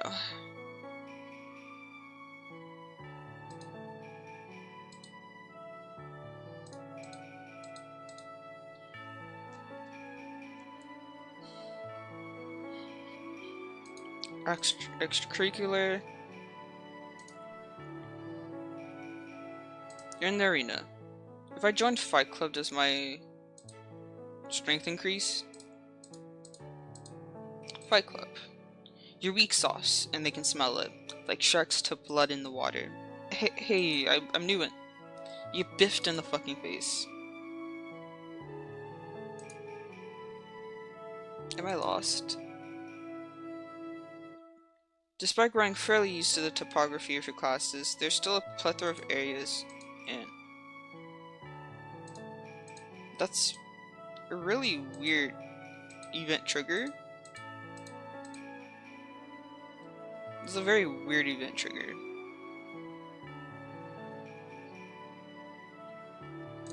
Let's just exercise. I need to increase my strength. Oh, look, it's Ashton again.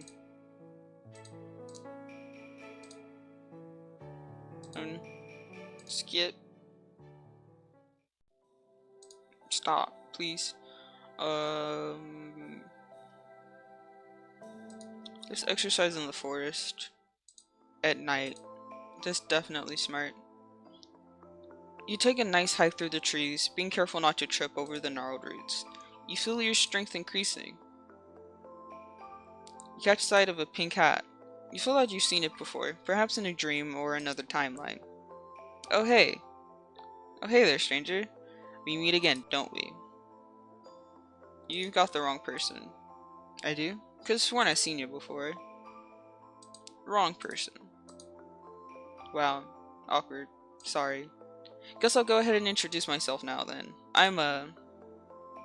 Did you forget your name? No, I go by many names. Such as Rabies. Cute, right? I've also got Bumblebee, Fleaboy, Midas, Kyle. Coolest guy you'll ever meet. Not to make the list even more random, but my real name is Titus. Titus. Yep, that's me. But I respond to anything you want, really. Try it out sometime.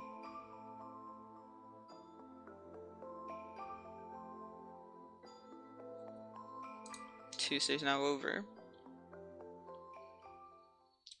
Today is Wednesday. Have some free time until your next class.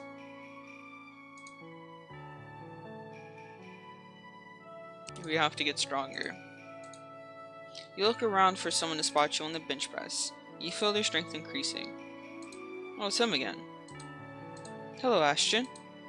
Oh, hello. He turns to you swiftly, paradoxical to how muscular he is. He appears on edge, ready to flee at any moment. Just like a rabbit. Oh, my bad. I forgot to introduce myself the first time we met. My name's Poggy. No, it's no problem at all. Nice to meet you, Poggy. You smile, nodding back at him. He fiddles with his hands, drawing your attention towards him. It seems he had been practicing his magic. You hazard as a new student that you should use this chance to try and get to know him better. He seemed to have relaxed a bit after the small reintroduction. Were you practicing? What's your affinity? He suddenly stiffens once more. Shit. Did you say something wrong? Oh, he looks to the side. I control dust. It has its uses, I guess. Chuckling a bit, he scratches his neck. Need to make up for it by being physically stronger, I guess. Dust? I mean, hey, that's pretty cool. There's a lot of dust around everywhere. He looks up from his hand to see you, eyes wide.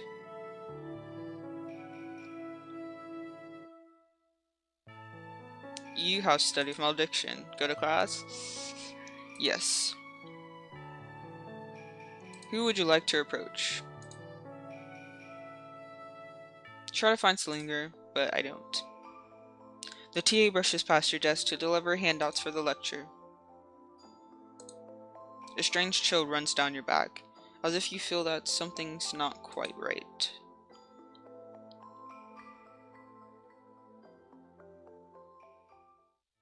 It's noon. Who would you want to spend lunch with? This guy. You catch sight of the dragon enigma. He's surrounded by friends, laughing loudly. Though you want to approach, you don't feel quite close enough to interrupt. Aw.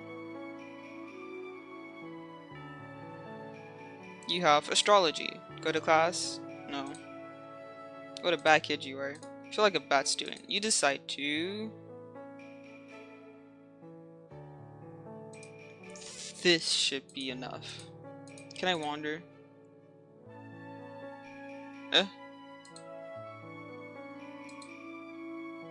You're in the forest.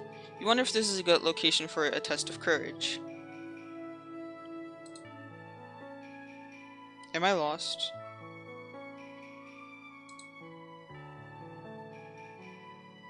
Okay, I know what they're trying to do. They're fucking trying to trigger an event with like a specific person who I do not want to trigger an event for.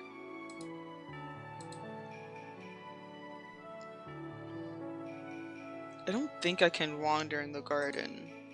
I think I can wander in the fields though. Oh. It's a nice place to ditch class for. You lay down on the long grass, soft as any mattress. A familiar dragon enigma makes eye contact with you, offering a knowing look with understanding. He says something, but he's too far away to hear his voice. Then he smiles, winks, and is gone in a flash.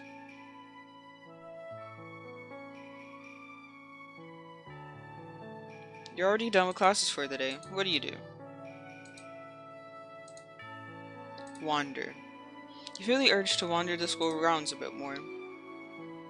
There we go.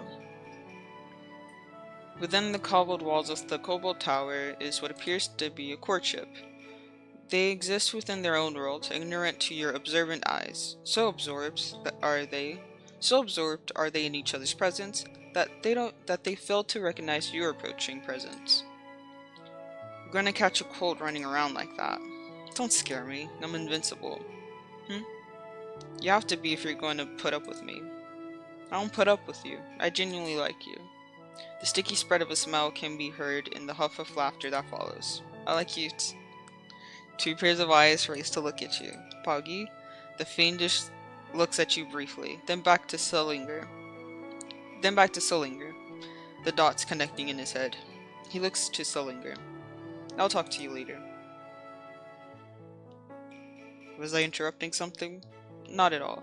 I always exchange pleasantries with Adonis between classes. You've heard a bit of gossip about this particular fiendish, a wielder of mysterious divination magics. Seems a little more pleasant than me. Are you jealous? See, I don't want to say that I'm jealous.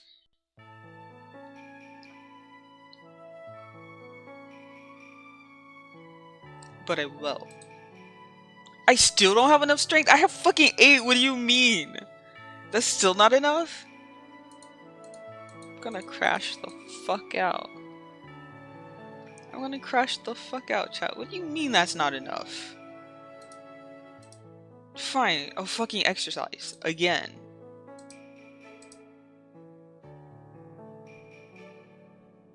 I'll just exercise and exercise and exercise and fucking exercise. Oh wait, I didn't mean to press the gardens. Exercise some more.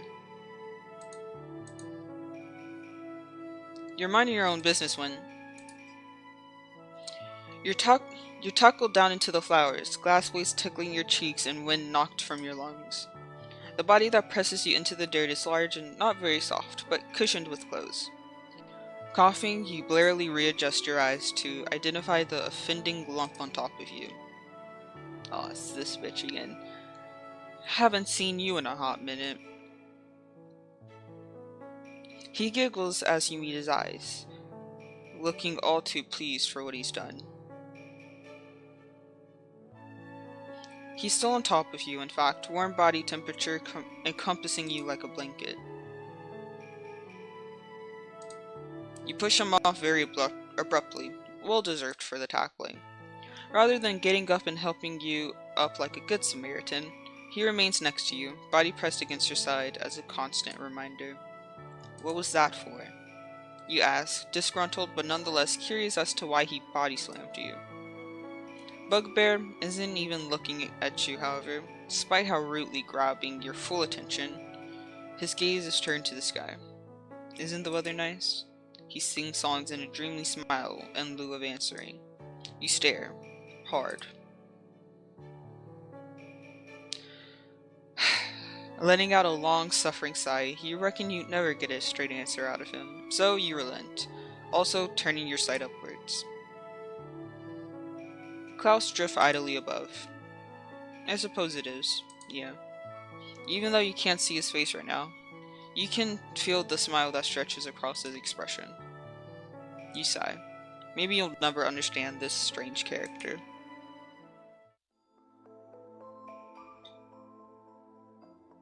It's now evening. You have some free time before the day ends. I just feel like I have to exercise and exercise and nothing fucking else. If I have 11 strength, if this game is still like, actually, you don't have enough. I'm going to crash out. Because I feel like, I feel like 11 should be enough.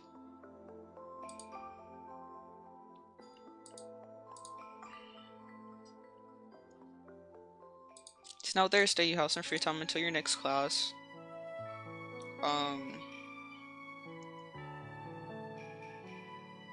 Well, I can't bathe, so let's go to the garden and get some charisma. Wander more. Feel the urge to wander around the school grounds a bit more. Oh.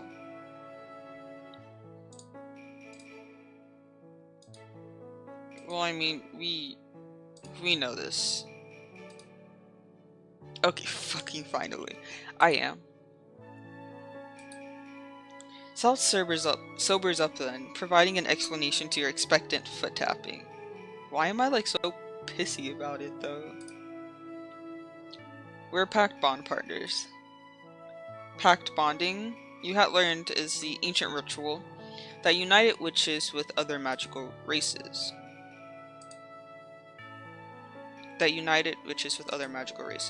Each pact is unique, as it should be, difficult as it is to subject such an extraordinary phenomenon to a singular experience.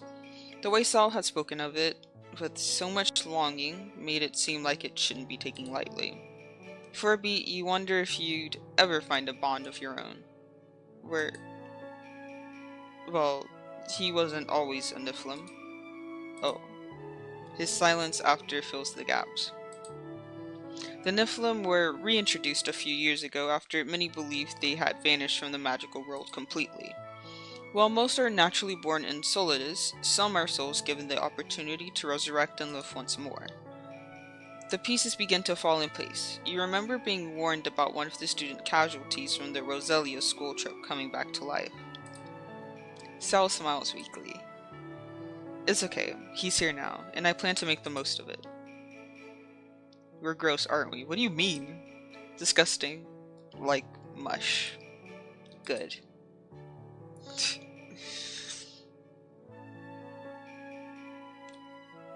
You have some free time until your next class. What do you do?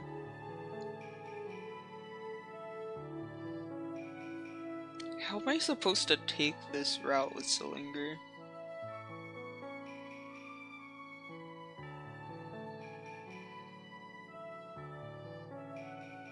I feel so confused. Like, genuinely so confused. Let's cook something. Our charisma increases. Nothing of note happens. It's noon. Do we spend lunch with him? Catch sight of the dragon and Nima surrounded by friends laughing loudly. Still don't feel close enough to approach. You have History of Magic. Go to class? Yes. This is the one class I will willingly go to. Sal usually arrives early, snagging a seat in the front of the classroom, but today you seem to have shown up before him. Save him a seat or not my business. I think I should save him a seat. I feel like if I chose the choice that says not my business, I'd be logging the route out. Sal accidentally turns up late, and is grateful for the seat near the front. Thank you, he mouths. During a small pause in the lecture, he bends a head over to whisper in your ear. Do you want to work together on the presentation for History of Magic? You were late. Astute observation. Adonis, Catherine. Of course, you'd never be late on your own accord. Catherine. Huh? But who's Catherine? Yeah. My mundane friend, from before I enrolled at St. Spell. We exchanged letters frequently. I had to stop by the post office before it closed. Oh, does she know about all this? He gestures to everything. You gesture to everything. Sal shakes his head. No, it's just for the best. We aren't exactly in the best condition to invite mundanes to our world, what with the war going on. Yeah, there's currently a war going on. It's like an ongoing war. It's been going on for a bit. Against the Umbra, specifically, if I remember correctly. We learned this in one of the history classes, interactions. Once again, you feel humbled, knowing that you are invited into this vast and colorful world, meeting these strange colleagues, only because of the spellcraft somehow running through your blood. You have a point. But it still sounds like an excuse. He laughs. There's no winning with you, is there? I'm just trying to see it from your perspective. It would be easier if I could just be friends with people who understood this life, but I love her. Earth and Alterna are joined by magical gateways, bridges between the two worlds that allow the font of magic to flow freely among all people. Long before the peaceful rule of the Circle, the human and Anima empires warred against each other, fighting for dominion over the magic-imbued lands. With every battle, more and more humans in Anima were killed, until the Anima met the brink of extinction. Desperate, the last remaining vestiges of Anima searched for a way to end the everlasting wars, and found an ancient ritual sealed away by their ancestors. They were unknowing of what evil they would unleash upon the worlds. The Anima created a creature of nightmares and darkness in an unholy ritual known only in history books as the Sacrament. That poor creature, born of bloodlust and hunger, was called the Umbra, and was unleashed upon mankind to feed on their souls to satisfy its endless starvation. Hundreds of thousands of spellcasters died, and yet more still were transformed into grotesque abominations that no person should stand to behold, called the Shambling Nightmares. Humanity had lost the Great War, but as their numbers dwindled, the Anima found that their creation turned its back to them. All across Alterna, light faded from the realm, leaving the world plunged into 30 long days of darkness and silence, called the Nightfall. Lore drop, guys. You're already done with classes for the day. What do you do?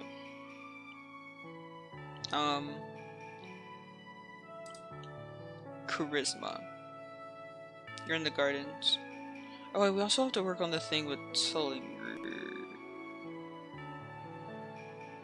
Can we do that now? Usually there's like a specific thing.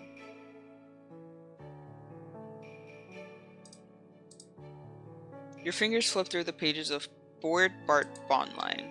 You feel your intelligence increasing by 2.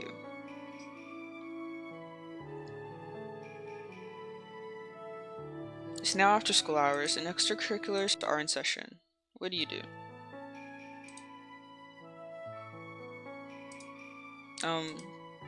What's Queen's Guard practice looking like? You're spread out as you make your way around, wide-eyed in the new setting as you try to learn the campus. So there's there and over there. Out of nowhere, you feel an impact to your face. A hand flies up to your nose to clutch at what feels like the onset of a nosebleed. Blearily opening your eyes, you see... Is that a pair of horns? Ouch. Sorry about that. These horns don't have eyes, so it's kinda hard to see what's going on. Fuck, I have to try to do a southern accent again. You look curiously at the horned Anima, listening to his upbeat speaking. I haven't seen you around here. My name's Billy Fawn, but everyone calls me Billy. You take a hand away from your bruised nose to offer it. I'm Poggy. Billy shakes your hand very enthusiastically. So, you a new student or something? Wait, that was not Southern. So, are you a new student or something? Yeah, I'm new. I just arrived to campus not too long ago. Was trying to note down the directions a bit. Oh, really? Where are you from? I'm in Bellatrix if you ever want to find me for some help. Not anywhere special, but this place is crazy. It's gonna take me forever to learn everything. He laughs. It's real different here, ain't it? I'm from a goat village in the mountains. There's a whole lot less mountains here, but the towers are an okay substitute. A goat village, huh? You knock curiously. Oh, actually, I gotta go now, but it was nice meeting you. You wave as he departs as quickly as he arrived.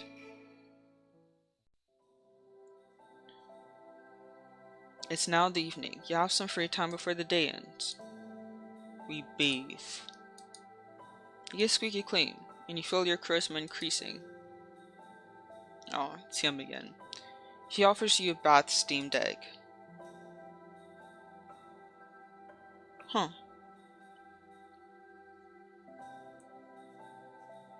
Thursday's now over. Today's Friday. You have study malediction. Go to class? Yeah. Who would you like to approach? Can we even approach him? Yeah, I thought so. You drag yourself to class as the professor starts the new unit already. So fast.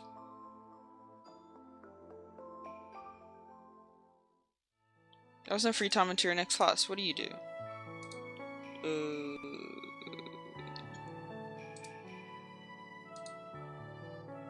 How do I trigger the study thing?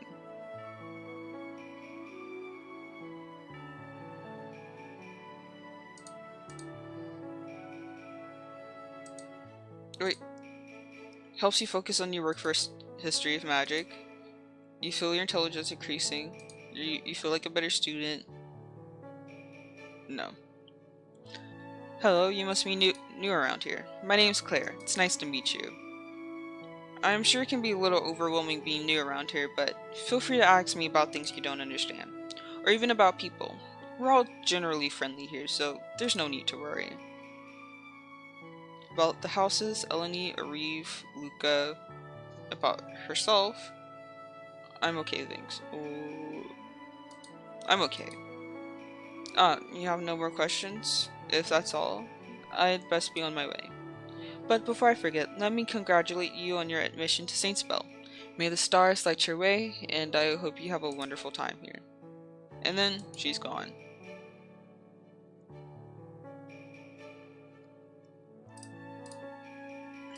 Probably oh, wait. In Saint Spell's Grand Athenaeum, you and Salinger sit across from each other, dutifully working on your project by researching spells that would work on both Alterna and on Earth. It was just your luck that you are working with someone who has experience of living in both realms. I haven't a clue. Sal speaks, breaking you out of your reverie. Oh. I'm not good at magic. My magic nullifies other magic, so I have a harder time casting spells compared to other students. Things start to click together. He didn't show off often, thus it seemed like he just didn't have a flashy affinity, but you hadn't exactly realized the affinity required other magic to function in the first place. I didn't know that kind of magic could exist. It sounds like it could be either very helpful or very difficult. Sal nods. I see it as a form of cancellation or negation. Anything that my flames touch will burn away magics, as though they were never any magic there at all. I remember that. It was blue. Blue burns quickly, and also has a vague minty feel to it. I can also render a person magicless for a few hours. How? You can almost pinpoint the moment Sal switches gears from pleasant conversation to something dangerously mischievous. It's oddly reminiscent of the time when you had first met. He smiles in a way that looks both amused and deadly. His lips stretch into a grin to display his pointed canines. Would you like a demonstration? Do I want a demonstration?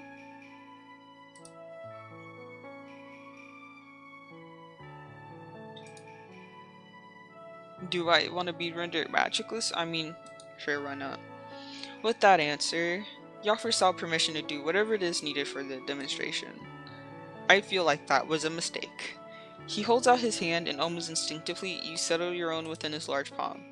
He takes it, brings it to his mouth, then pricks the pad of your thumb with his fang in a pinched bite. Just fucking bite my finger? There's a dull burning sensation as you feel the channels of your magic becoming blocked in a slightly numbing feeling.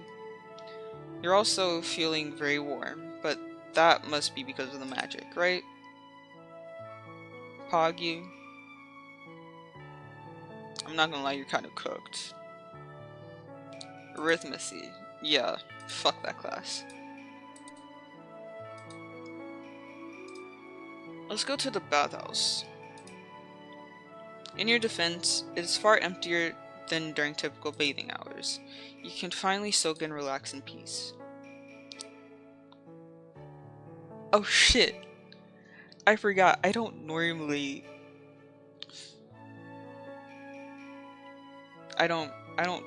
actually go the delinquent route. I don't think I've ever really been to the bathhouse that often, like during the day. I don't know this interaction. I've never had this interaction with Bugbear before. Fuck. Well. Who's this? What are you doing out here when you're supposed to be? Actually, no, I do remember having an interaction with a Bugbear once. I don't think it's this one. But it low-key, like, triggered his route. And then it was like, if you continue... I think it was kind of like, if I continue on with this route, like, literally everything else is automatically locked. I don't know, I can't remember. But now I'm scared to trigger it.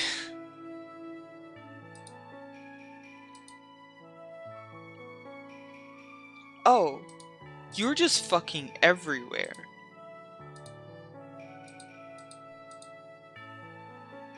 Oh wait, no, he's not in the library. Well, yeah. I wouldn't expect Bugbear to be in the library either, if I'm being honest. You encounter Eris, seemingly skipping class as well. Ah! What's wrong? The Nifflin grasps his head, distraught. I've run out of cookies! Is that all? This is terrible! He clutches onto your shoulder, turning big puppy dog eyes onto you. I need to get some more, right now, immediately. This is absolutely top priority. Will you sneak in with me to the kitchens to borrow some? I don't think he's returning them, though. Borrow cookies with Eris? I'm gonna refuse. I'll go get those cookies myself.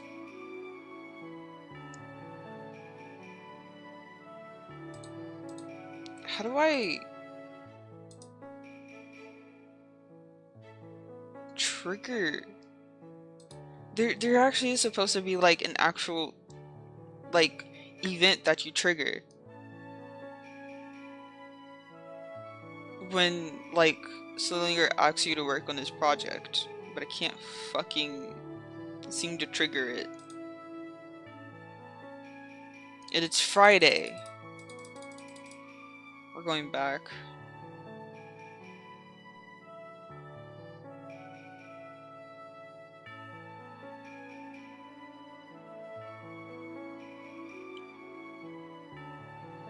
Okay, wait, so we're gonna not go to class. We're gonna go to the library. Eris, okay.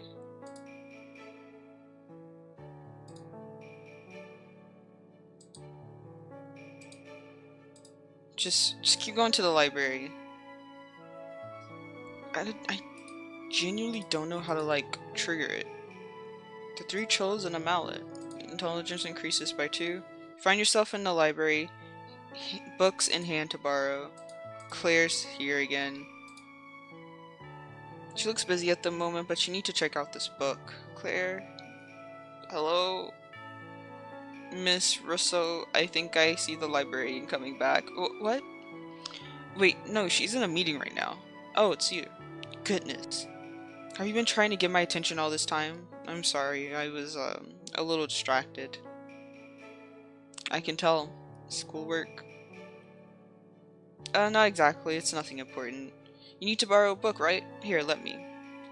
This book. It's by one of my favorite authors. Wait, really? You're a fan of hers as well? It seems we have similar tastes. I hope you like this one too. It's probably one of her best so far. Here you go. Have a nice... hey, actually, is it okay if I ask you for a favor? I'm a little desperate. You see, the thing is, the thing I was doing before was working on a short story for a writing contest held in Dark Chapel. It's not anything big. Anyway, I was using the author we were just talking about as inspiration, but so far, what I have so far feels lacking. would it be okay if I asked you to read it through it? I don't want to produce a cheap imitation, and you seem familiar with her work. Only if you're not busy, though. I can't, I have things to do. I'm sorry.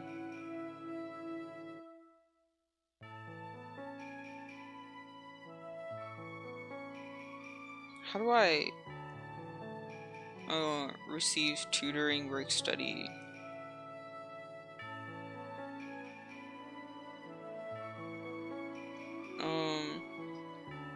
Because you have trouble with the material in class, you decide to ask her to tutor you. To your delight, she accepts, and here you are now, sitting just a hair's breadth away.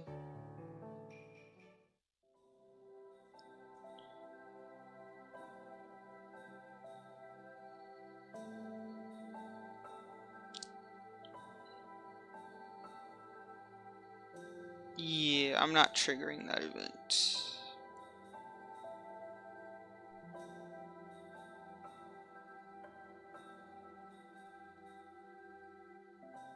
The long-awaited weekend has finally arrived. The thing is that, like, I don't know if, like, that's enough to trigger the good ending with them, or if it's, like, necessary.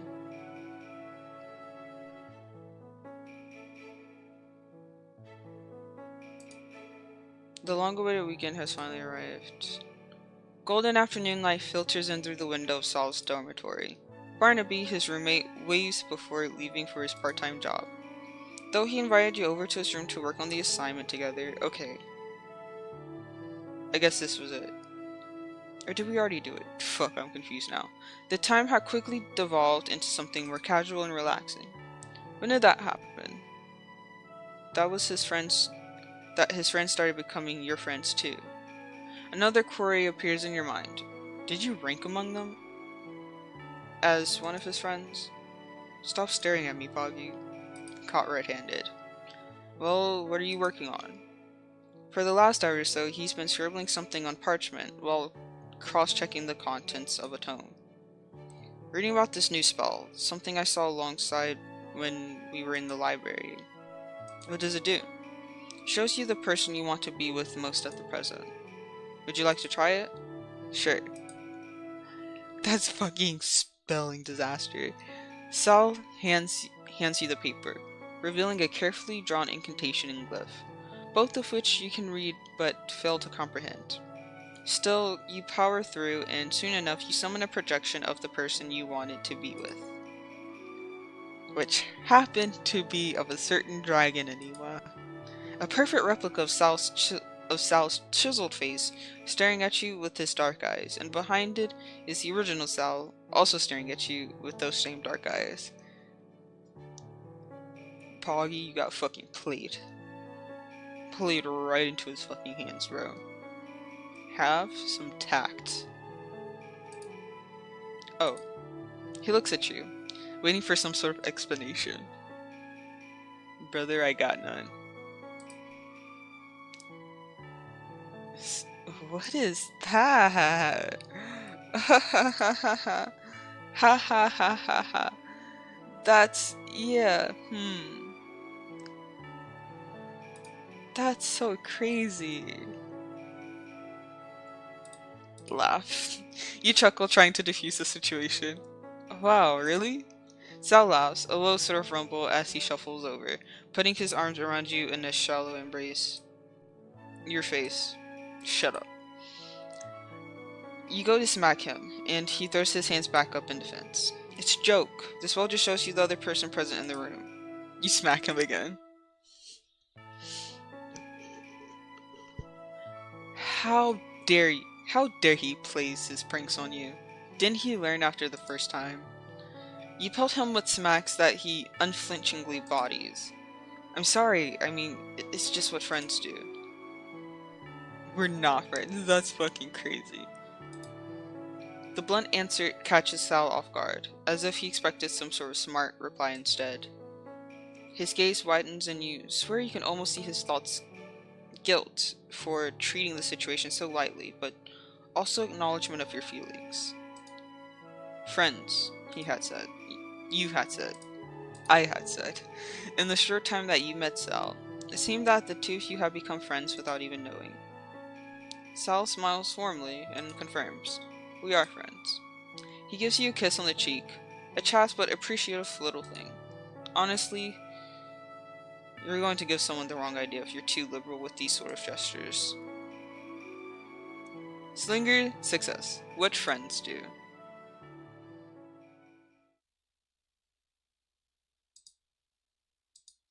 See, this is what I mean by it's like, some of the routes just aren't romantic. Like, some of them are just really, are like genuinely platonic.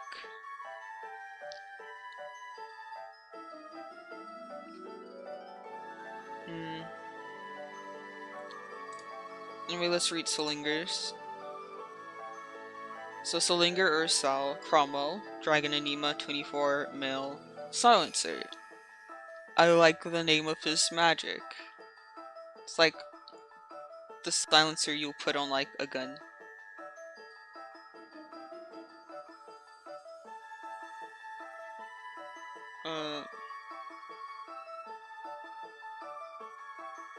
I'm seeing some really weird stuff pop up on my end. Nothing that should affect stream. Fuck. After being raised in Alterna until 7, he struggled to adjust to a new life on Earth. Redacted. As an independent adult, he assumed life as mundane.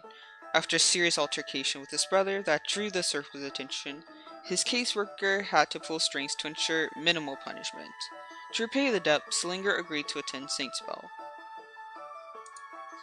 I like how, like, with these little things, you also learn a lot more about the characters that aren't really brought up or addressed in their actual route.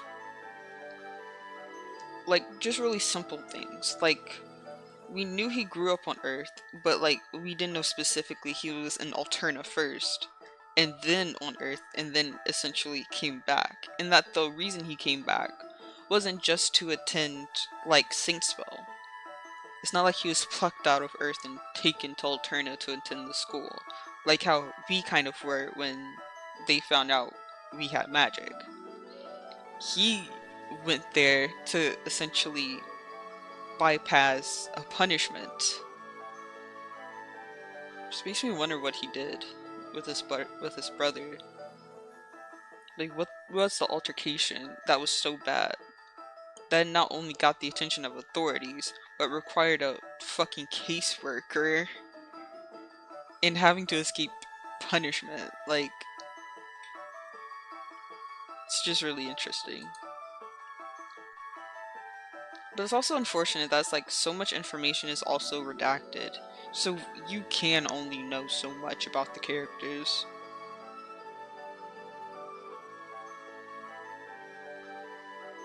But those are our 2 routes that we're doing for Saint's Bells. That was good. That was nice. But I'm not going to end stream there, because I fucking never do. I started stream late too, which is really, really unfortunate, honestly. See, I started at like 11. 2. Damn, I've only been streaming for 3 hours. No, I've been streaming for 2 hours. Not 3? Am I wrong, or is my computer wrong? I am wrong. I've been streaming for only 2 hours. Damn, I thought it was 3. Actually, no, I can't count. It is 2 hours. Sorry, chat. My math isn't mathing. But it never is. If I'm being completely honest with you. My math is never mathing. But yeah, that was Saint's Bells. when I was playing through Salinger's route, I was kind of remembering, like, oh, wait, I have played through this route before. I was even able to recall, like, certain things. Granted, not perfectly, but, like, I was able to, like, remember, like, oh, yeah, this, and then that's supposed to happen. I remember this interaction being a thing.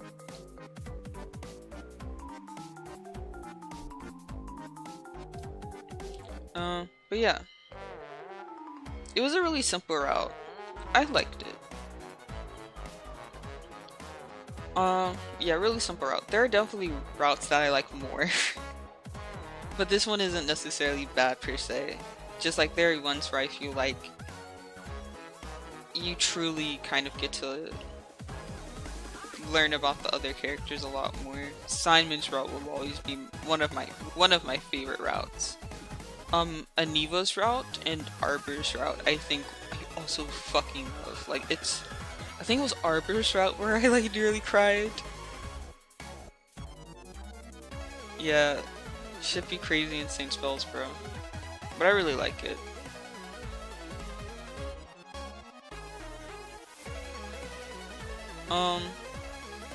Speaking of magical schools, I remember the cartoon Star versus the Forces of Evil, yeah. I used to watch that when it was like showing. And it was good. The reason why I bring it up was because I actually ended up coming across a video that talked about Star versus the Forces of Evil. Specifically how it was kind of like the Stranger Things, or like it was kind of like the Stranger Things, or like the Game of Thrones of cartoons, where it starts off really good in the beginning, but then I think it was the 3rd season, it was like just bad. Like it just felt like it was really poorly written. But it was really interesting was that it focused on like how poorly written the romance was in the show between Marco and Star. How they had so little chemistry that despite, you know, the show pretty much just like trying to be like, oh, will they get together? Will something happen? Oh, Star and Marco, which like I was kind of like kind of rooting for it, honestly, like Star and Marco, because like obviously the show was like, oh yeah, these two are gonna get together. But it was also kind of like they worked really well as just friends. Like they had the partner in crime sort of like deal going on, which I personally really liked. I liked how those two felt like partners in crime, you know? Star would like fucking do magical bullshit to get them in trouble, and then Marco would come in with like fucking karate and like help her beat the bad guys' asses. You know, it's very much like partner in crime type stuff. But it's so funny because at some point, you know, you stop caring about like the romance between them and you're just kind of content with them being friends, because like the relationship works so well like that already. And then like Tom came in, the ex-boyfriend, and like, bro, I think the moment Tom came in, people immediately were like, Marco, Tom, boom. And that shit was like so much more popular than Marco and Star, which I honestly understand, because like you see Tom and Marco kind of like go from hating each other to becoming friends. And you know, that shit is like fucking, that shit's like fucking fuel for like shipping. Like seeing like enemies to lovers, that shit's fucking, that's like fucking gasoline. That's like adding gasoline to a fucking fire, bro. Like they were asking for those two to like be shipped together at that point, honestly. Like the perfect enemies to lovers, huh? With Tom trying to get Star back, Marco calling Tom out on his bullshit when he's trying to get Star back, and then Tom eventually kind of like being like, oh wait, no, I've changed, let's be friends, and then they genuinely bond and genuinely become friends. Like, that shit is, that's fuel, that's adding fuel to the fire. I thought it was interesting. I just thought it was really interesting. I thought it was really interesting how that happened. And that YouTube even thought to recommend me that video. But then again, YouTube has recommended me weirder. Well, that wasn't even a weird video. That would be something I watch. I watched it. And it was about something that I'm into. But like, I've been recommended like actual weirder videos from YouTube before. So like, that was nothing. That was nothing.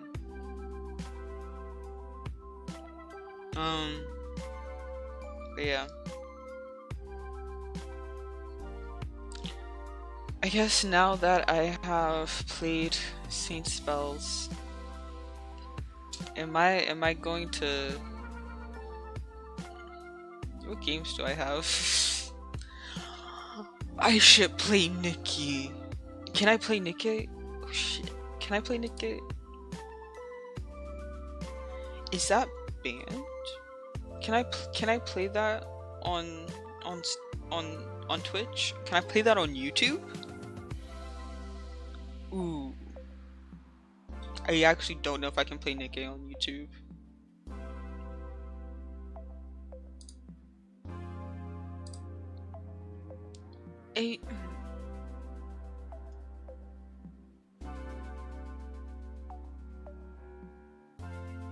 Twitch is like, I think I can, but I'm not too sure. But like YouTube, I'm like actually not sure.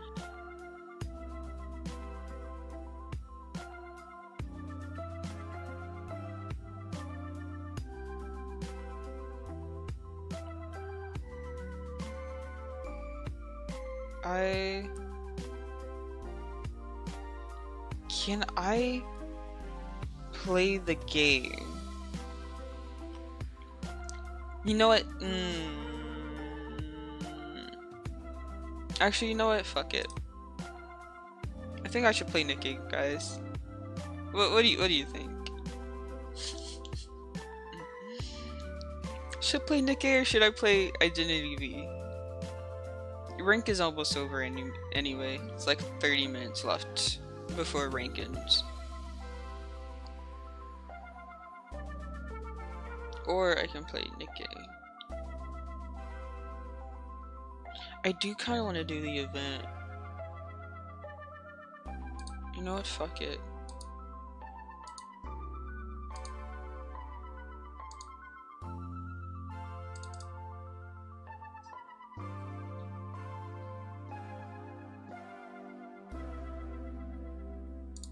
Let's see if I can get it up.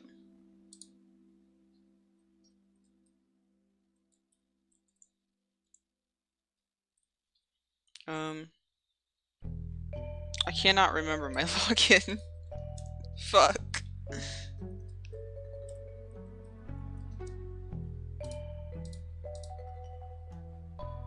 Is that it? Did it work? It said it worked.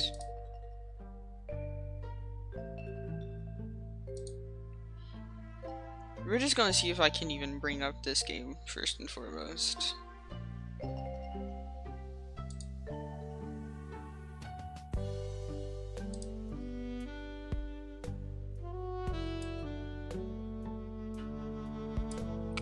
Okay.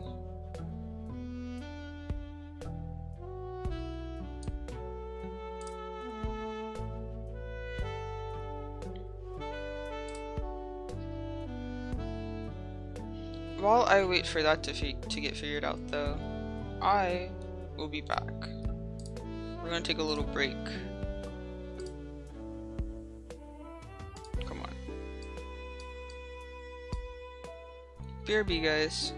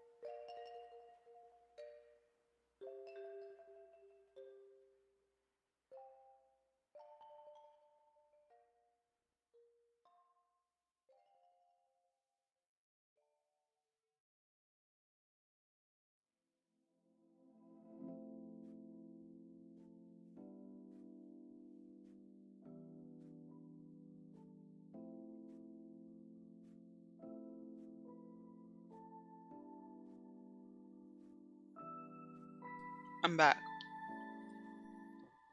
Well, I'm almost back, actually. I have to do my regular configurations. My regular Streamly face reconfigurations.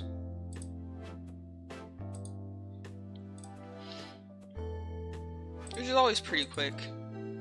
If I remember to make myself reappear again.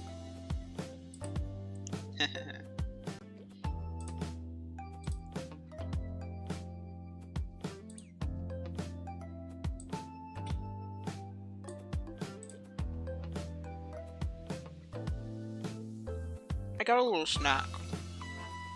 I got cute cheese. Which for some reason I like wildly more than regular cheese or string cheese.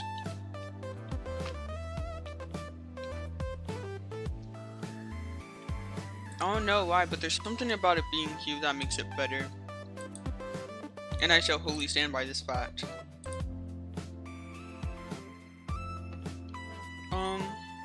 I've been wanting to play Nikke on stream, but I was never really too sure if it was like allowed or not on stream on like Twitch or YouTube. But honestly, fuck it, we ball.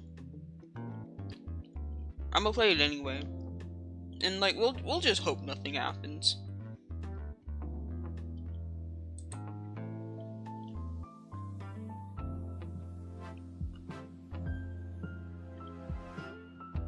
I have no hope for it though, cause it's loading, bro, and it's loading ridiculously slow.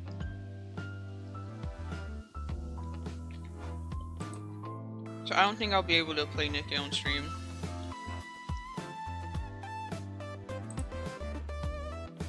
Unfortunately, I might have to like have it download another day. Or update rather. I'll have to have it like update another day. And then come back to it. Maybe I'll have like an actual stream dedicated to Nikke. Who knows?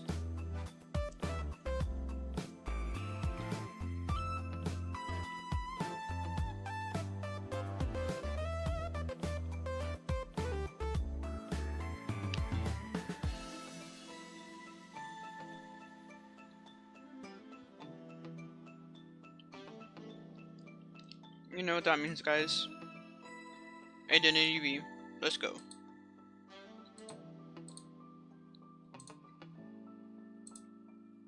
Man.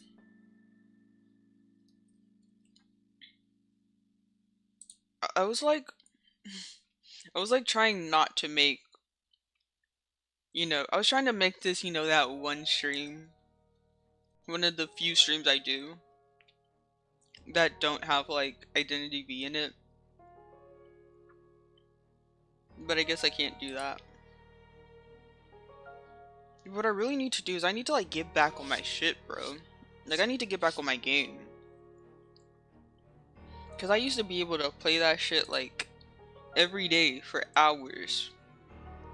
I would play it on stream, after stream, before stream. I play it every waking fucking moment of the day. Identity V. But now it's like harder for me to keep it up, and it's like annoying because it's like I want to keep it up, like I want to play the game more like I used to back then.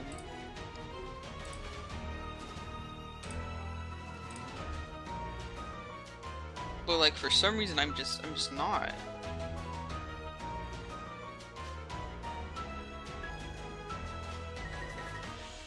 Switch over.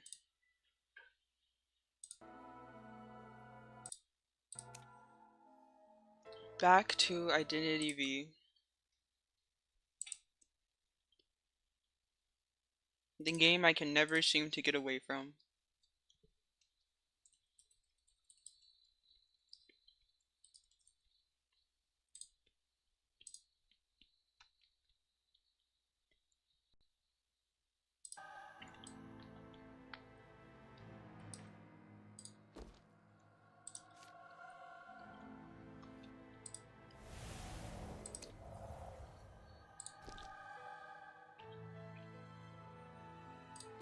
I need to do my rank thing.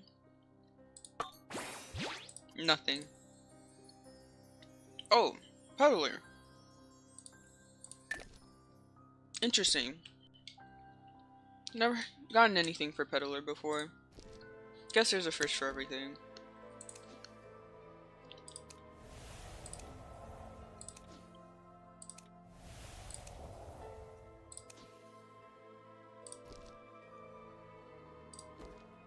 Another thing to roll. Nothing. Absolutely nothing.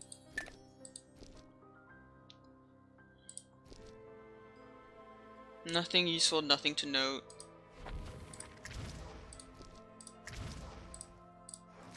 Let's see if I can squeeze in a rank match without doing any normal quick matches beforehand. We're just going in here blind.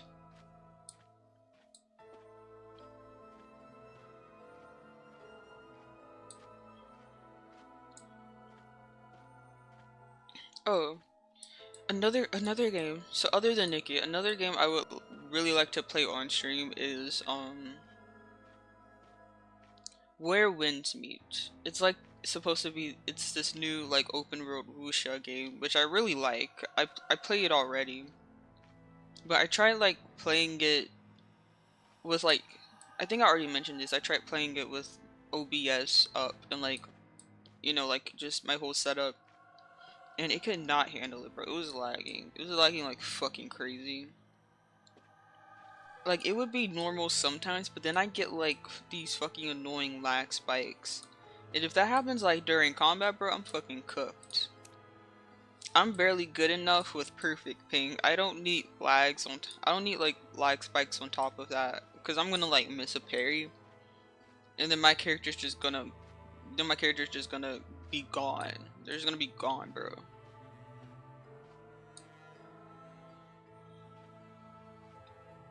So that might have to wait until I like actually get like a full-on PC. Cause right now, I just stream with my laptop. I stream with my laptop and nothing else. No second monitor, no second laptop. I don't even use my phone for like my model. Like everything is on my laptop. I only use my phone to like look at chat.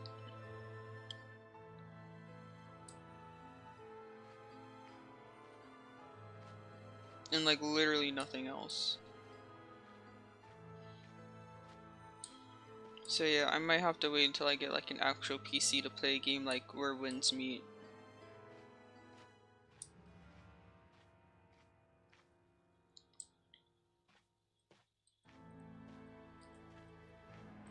And also, I do want to try to do a Zatsu, because as much as I hate to admit it, my mom was kind of right. Like, all I do is fucking sit down all day and don't do shit.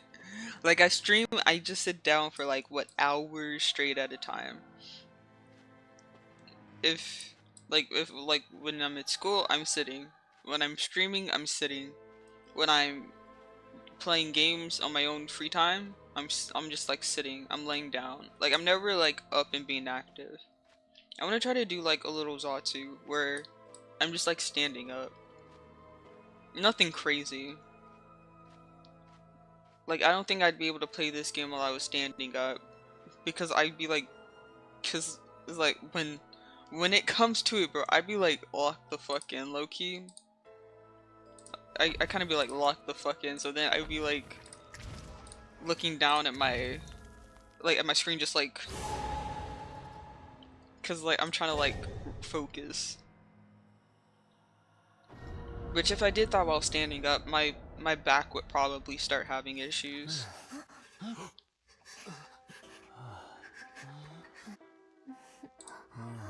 Are these bots? Question mark? Fire investigator time.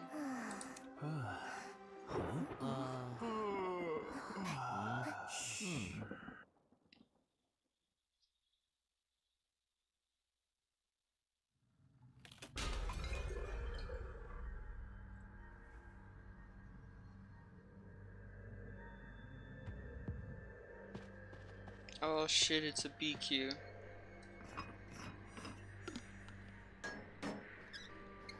Oh, going towards Mind's eye. As long as it's not me, honestly, I'm happy.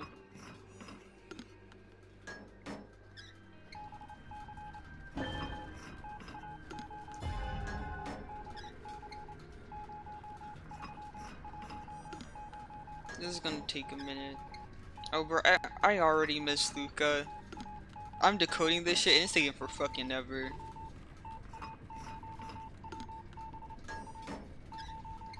I already miss being a decoder, bro. Shit's slow as hell. Oh look, I see her.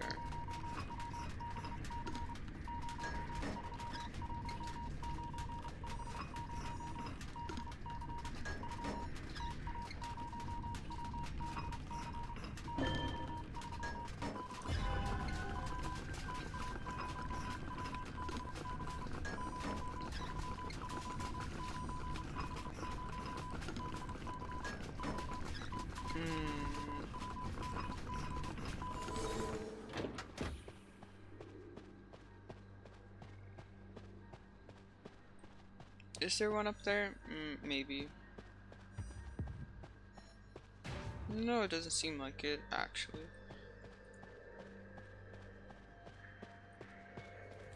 I know Mind's Eye was on that one.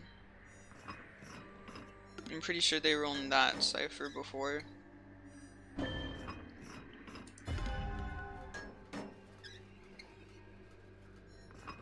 Man, bro, this Mind's Eye is just fucking kiting like a god, bro.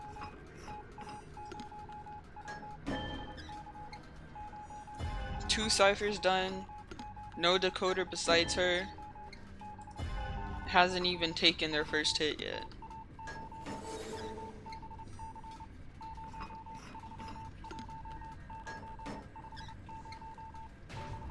Oh wait, are they after Perfumer now? Oh shit.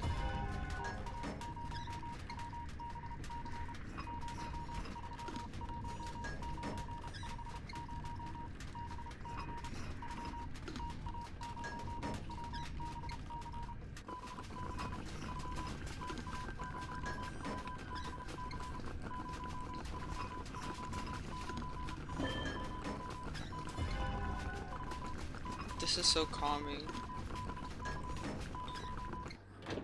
Okay.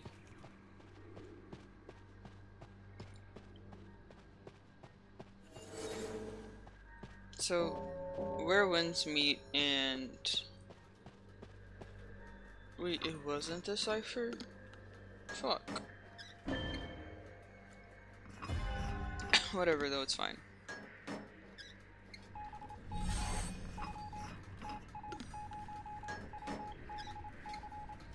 Are you... Wouldn't Mind's Eye be... Okay. Yeah. Oh, they were working on the same cipher.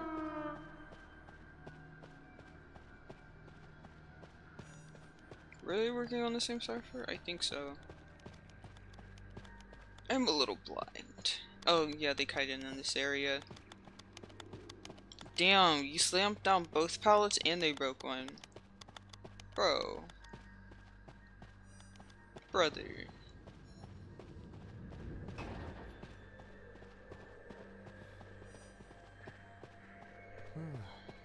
That was a very anticlimactic game.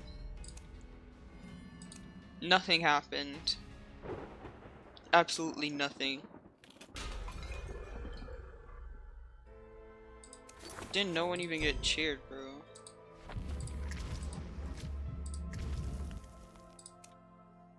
Wait.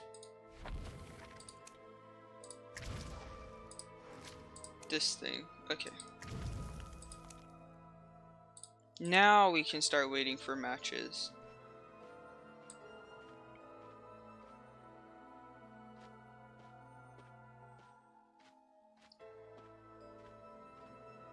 I remember I did a stream where I was outside. That shit was like a while back.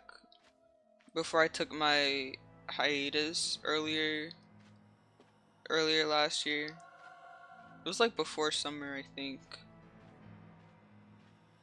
Yeah, I think it was like the beginning of summer or something when I did that stream.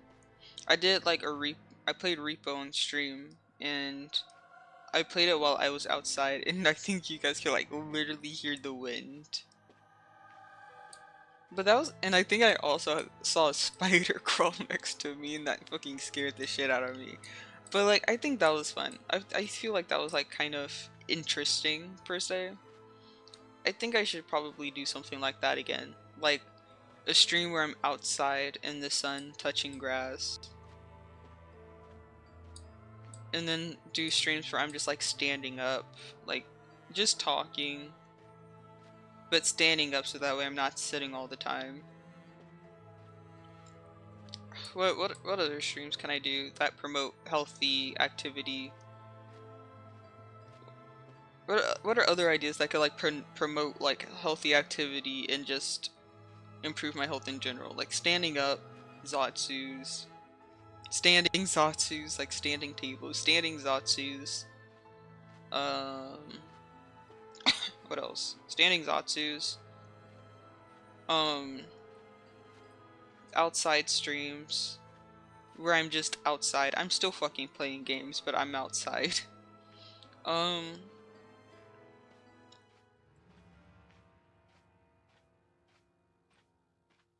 Honestly, that's all I can think of.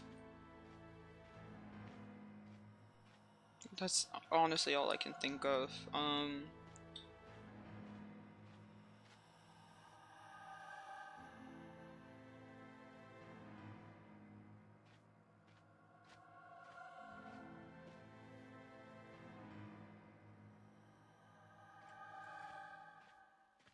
Maybe some other stuff, I don't know. I'd have to think on it.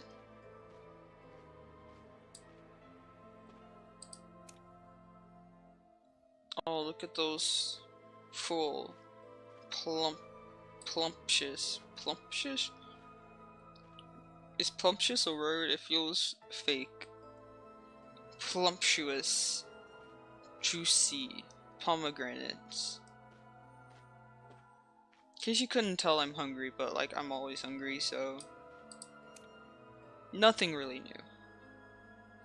Though it is taking like a fucking long time for like a match to pop up.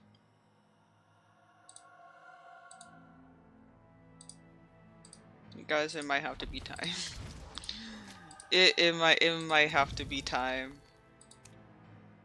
Oh, I can't do it like that.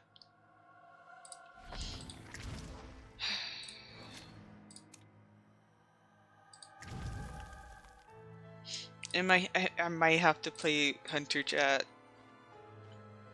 Oh, this is gonna be fucking painful. Ah, no. Fuck everything.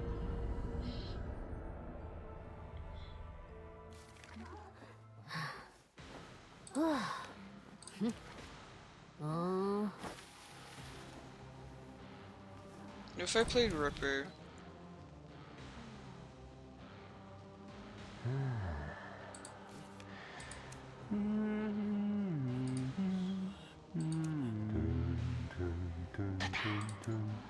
Don't give me that. I'll give him insolence.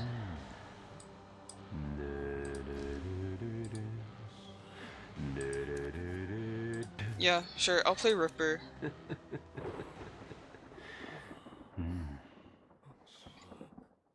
Yeah, this is definitely gonna be fun. I say in the most fucking sarcastic voice I can muster. Sarcastic, unenthusiastic. This is gonna be so fun.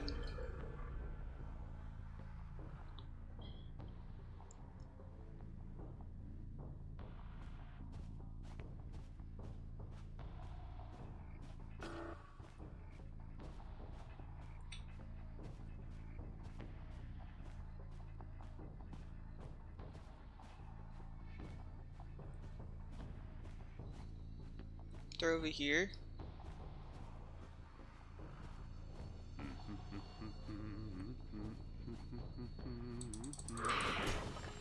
What?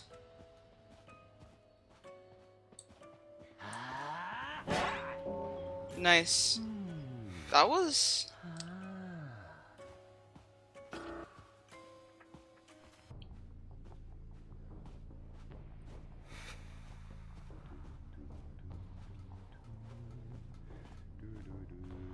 Come on. Ooh, I'm a little faster now.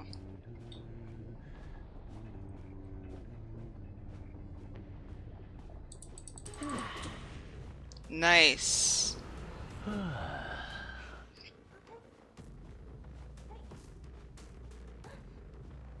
And no ciphers done yet, too, which is best case scenario. One over there, and over here.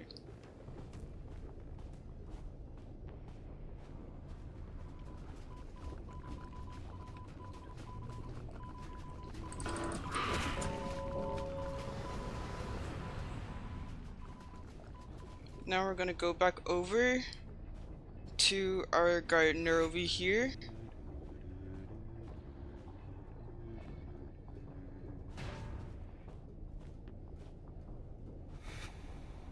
I got batter off the... Okay, it's off...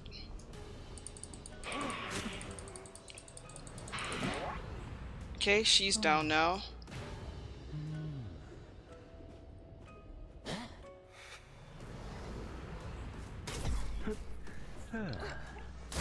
Oh shit!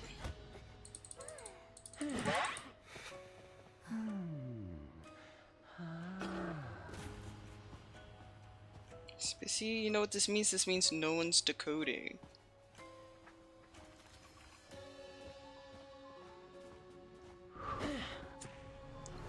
Oh shit.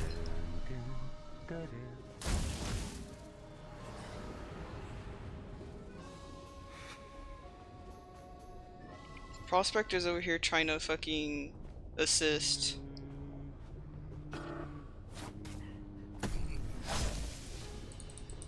You know what? Fuck you, bro.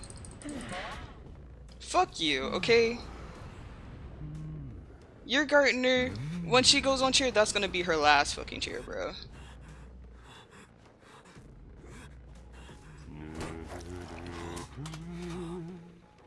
Fuck you. I don't even want you to be saved. You're being fucking hella annoying right now.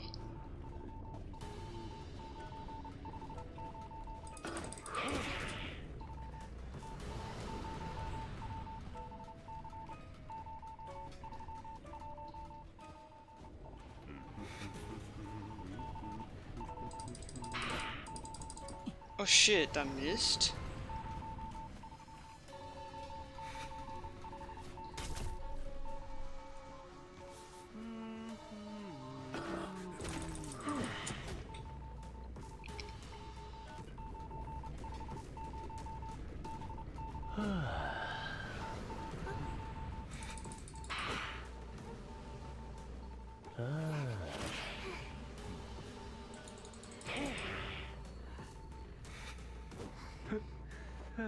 They're fucking... Damn, he missed.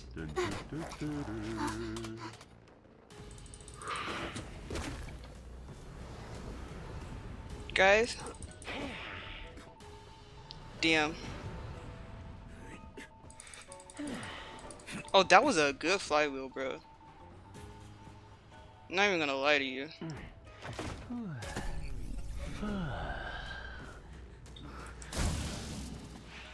No! Shit, that was a miss.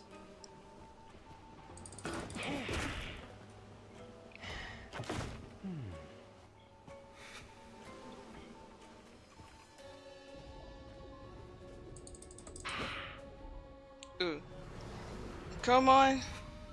Give me my foggy bleed black. Hehe. My aim's so good, isn't it, bro?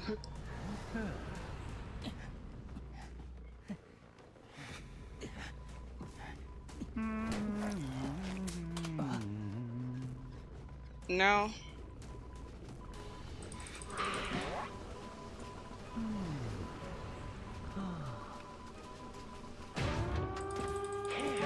Oh shit. That count? That hit the wall, bro?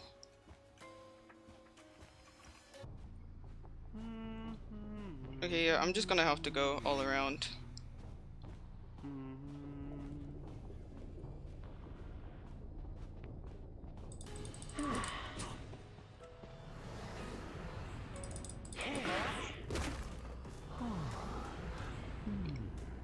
They're probably over at the other gate by now.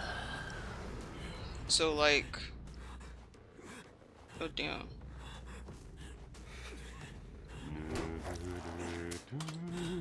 I hope they're at the other gate. Cause that's my guess.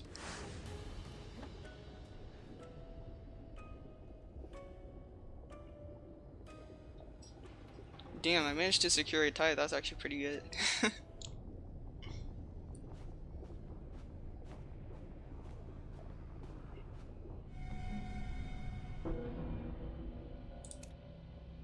That was a pretty good game. Like I actually like used him pretty well, I think. You know what, but there was like his R skill, which I think it's like you only use up one of the bars so you could get the fog, so you can walk a little faster, which I probably should have used a bit more, but I never did. And when I did use it, it was not for like its intended purpose. So, but I think considering that was like a really good game, honestly.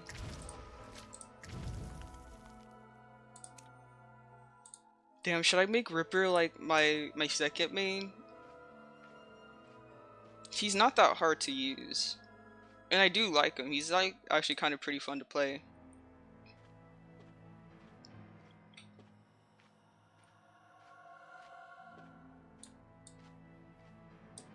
I think if I put in the same effort in learning Ripper as I put into learning Axe Boy, I might actually be like kind of decent at him. Emphasis on the kinda, cause honestly I'm barely doing Axe Boy justice and I fucking love playing him. Cause like bro, when you get those flames through the walls, bro, that shit is so good, bro. So good. When you hit survivors through the walls, and it's like you don't see an outline of them or anything, bro, you just know. Like they're on the other side of the wall. You know there's a flame that you can get. Sometimes it's just you just gotta fully predict. You don't know exactly where they are, what they're doing. They could be standing in spot hiding. They could be like trying to run to the other side. It's like just so fucking fun when you like have to do those little like, you know, like what is the survivor doing, and then you kind of have to try to like get the flame to go where you think they are, and when you're right, bro, oh, that shit's so good. It's so satisfying. It's so satisfying when you make those guesses correctly, bro.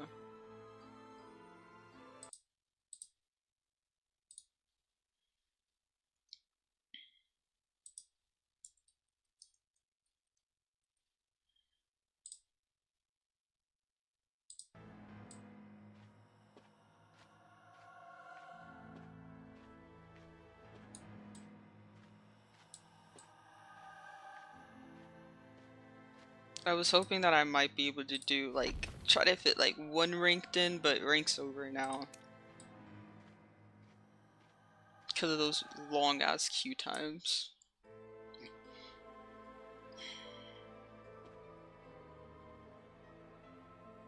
I also might have to cut stream like really short today, like maybe in like half an hour. Yeah, maybe in like half an hour. Just cause I like kind of do have stuff that I have to do, unfortunately. I have to be a responsible adult and do stuff.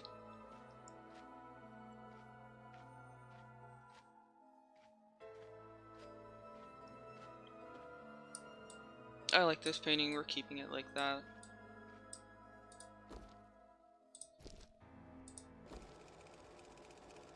I forgot about this. Not the most useless thing in the world, but like I would have preferred something else.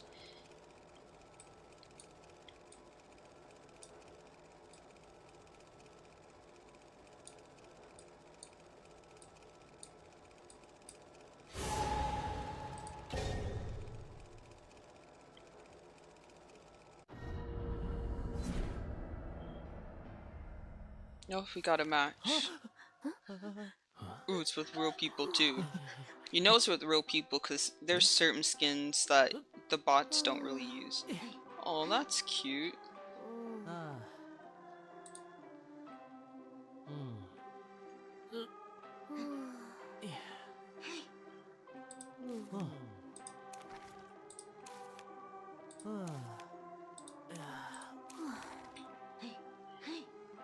Wait, you're literally composer. What am I doing with my life? Okay, sorry. I'm gonna play Puppeteer then.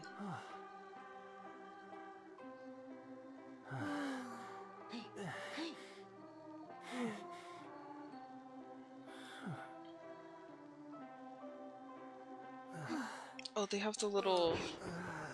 Oh wait, I just literally just realized they have the the Eve collab skin. Was it that is LG skin, right? LG has the Eve skin, if I remember correctly. I don't think there's one up.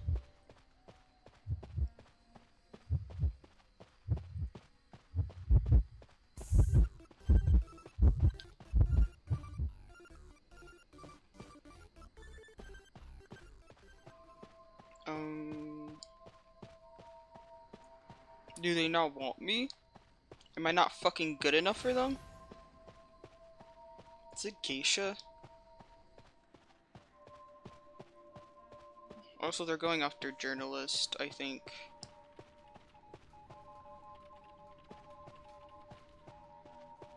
I'm already fucking lost, bro. I didn't even see that one was moving. Okay.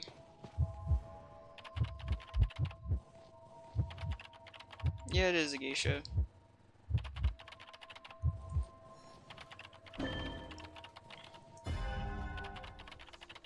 Hey, you ever need me to move, just say the word, bro. If you need to transition over here, like, I can move. I got you, bro. Just run towards me, and I'll get the message eventually.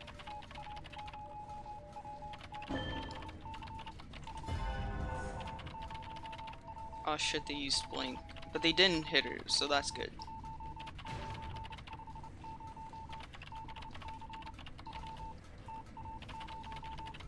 But it was just my luck to like spawn in an area that like didn't have a cipher close by. Fuck, there was one in the building though, I just didn't fucking think to go there.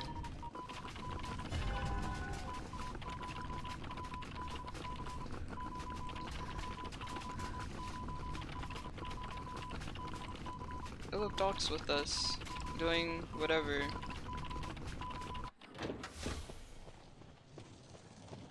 Doc might be going to that cipher.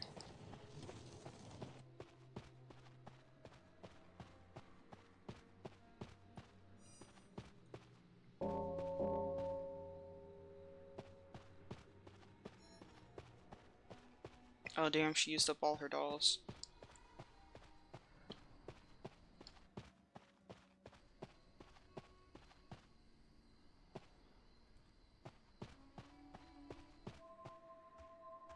Oh, Dot's there. Well then, they don't need me then.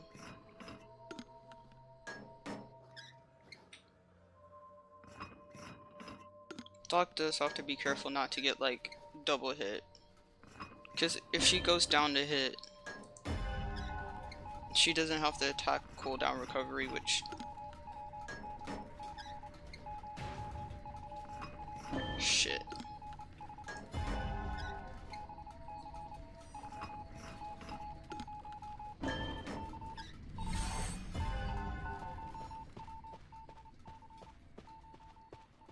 Composer, thank you.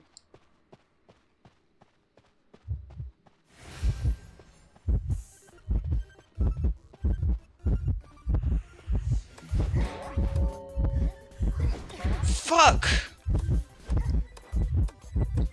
Shit.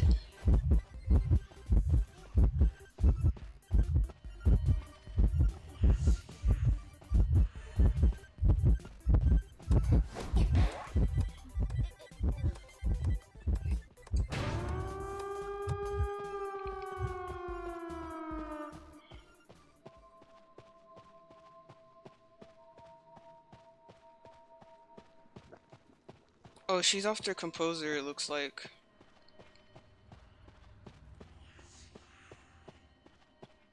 Fuck. We know she has blink. And I don't think she has trump card either. She can use her butterflies to get to us, but she can't teleport.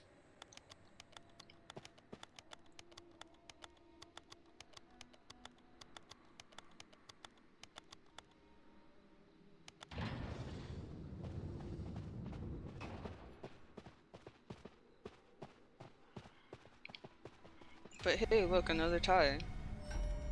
Not bad, not bad, team.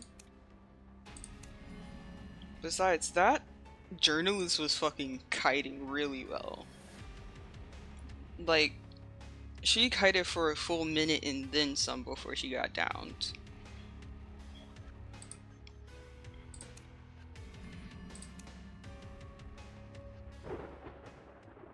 It was just unfortunate because, yeah, Doctor got, terror shocked on the chair. And then I wasn't able to fucking block the hit for a journalist either, which I also fucking hated, bro.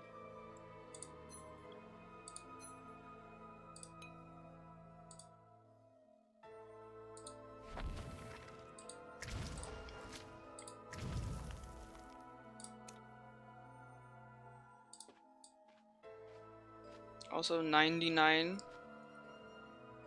Okay, we're at 99 dice. Perfect.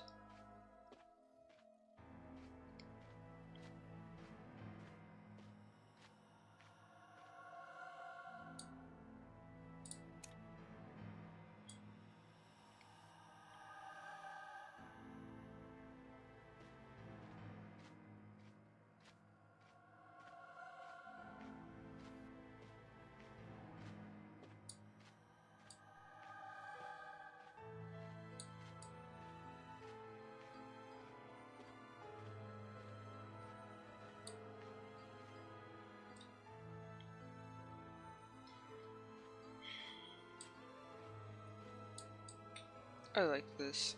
I'm proud of this room. I'm proud of like very specific areas in here. But I'm really proud of like this little corner I made. And this like little nook, I guess you can call it. The entrance is kind of meh, could be better. This study area I think could also, you know, work to be a little bit more cozy.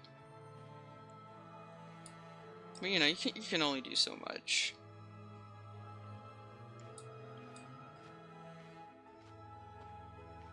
And then up here I'm not proud of, well, actually no. I'm proud of this little corner, the little sleeping corner that I made. I'm proud of that. Everything else though I'm not proud of. I feel like it could look better. Another puppeteer. Huh? Hell yeah. I can be prisoner then. Lakeside will need a decoder.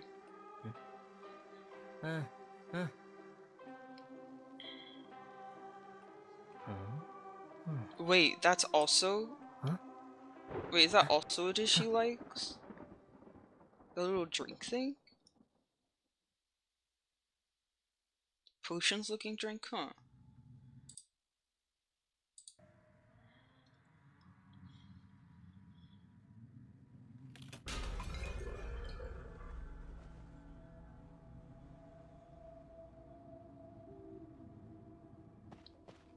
Hell yeah, right next to a cipher, bro. It'd be really cool if this were like a Mad Eyes match.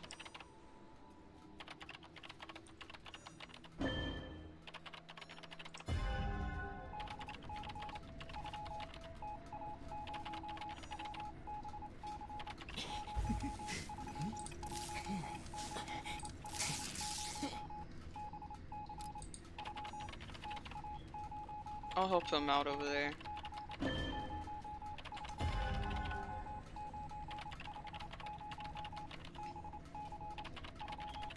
Oh fuck, it's Wax Artist.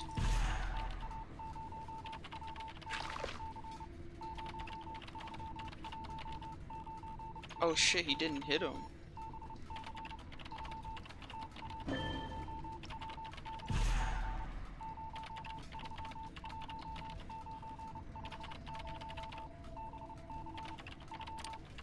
And I'm gonna stop helping because you're almost done.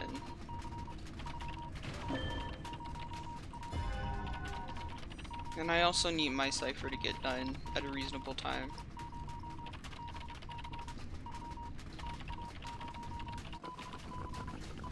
Where's Knife though? He might be kiting on Big Boat. I'm not gonna lie.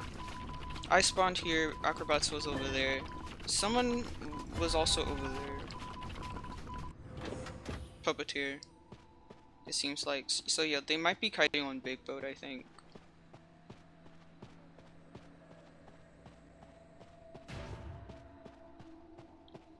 Which is honestly such a good place to kite.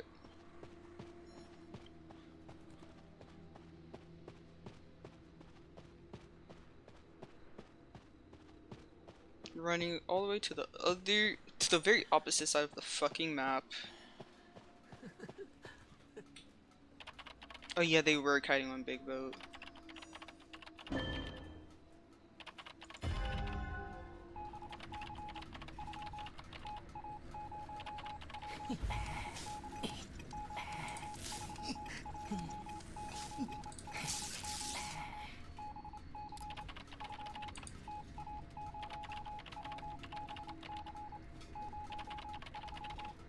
Yeah, I thought so.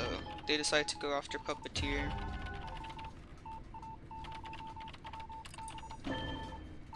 Oh, bro was sending me his progress.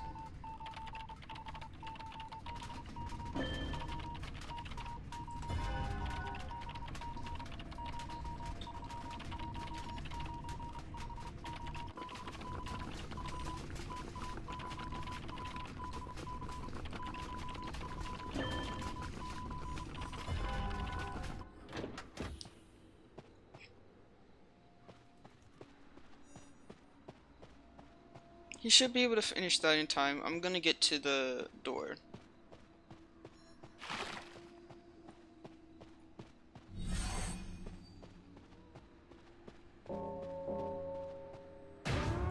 Oh, nice.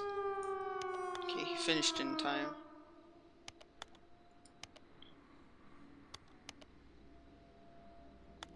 Oh fuck, Knight went down though.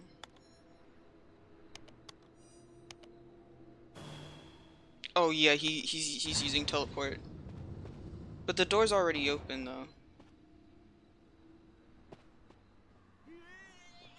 Let's go, guys. Let's go. Yeah, I knew it. He was gonna use teleport on the door.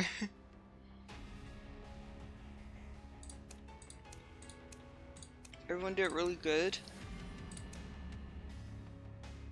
Wax Artist is annoying, but I've used him once and he's not the easiest to use. At least for me, he wasn't.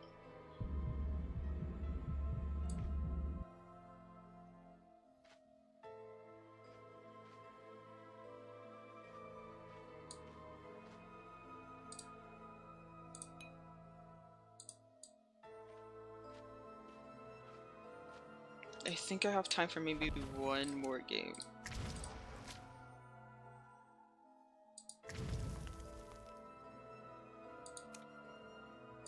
And I don't want it to be Hunter. It'd be really cool if we had the choice to just like close these curtains.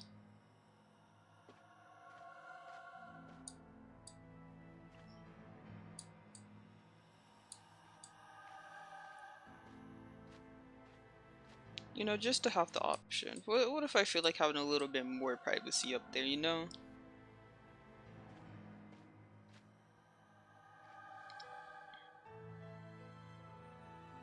I just really like how I made that little, like, sleeping nook up there. It's so cozy and small.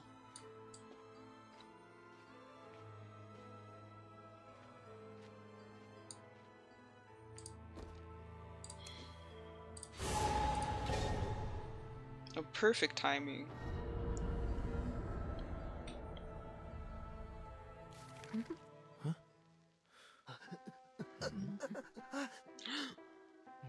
Wait. Wait. Artist?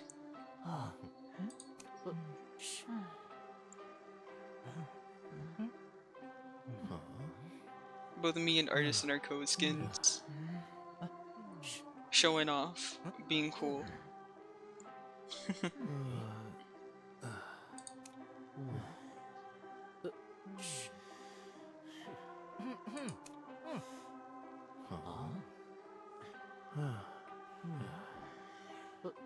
Oh, and lawyer with the logic skin as well. And I think that's composer's worn skin. I can't really tell, I wasn't paying attention. It was either his worn skin or just like his default skin.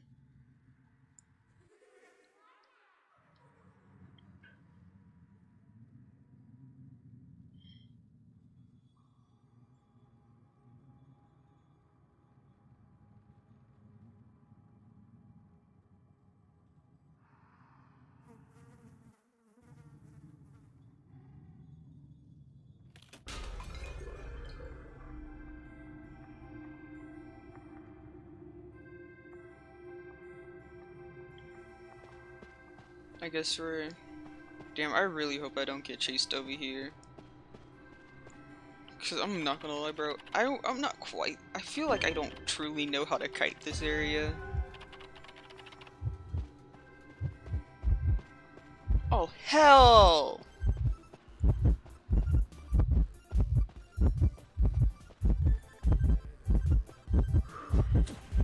Okay. Fuck you too, bro.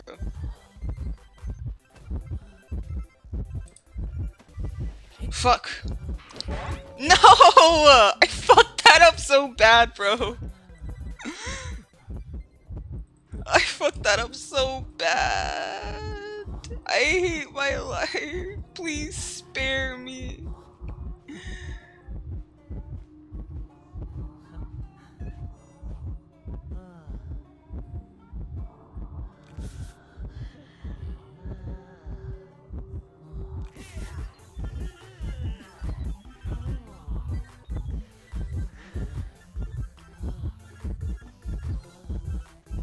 Are you nice? They are nice.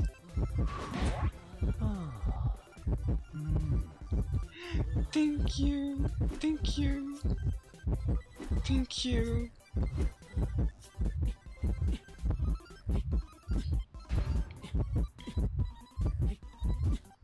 Leaves the range of just desserts to avoid it.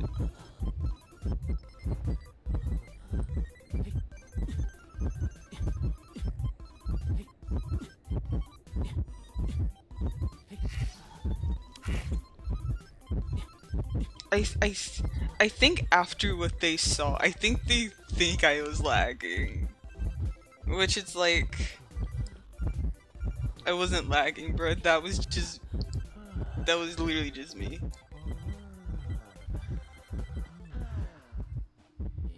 Hi. Beep, beep, beep.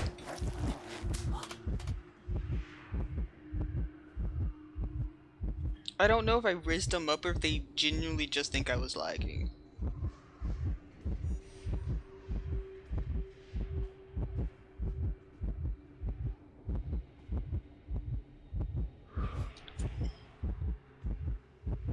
Oh shit, that missed. Why?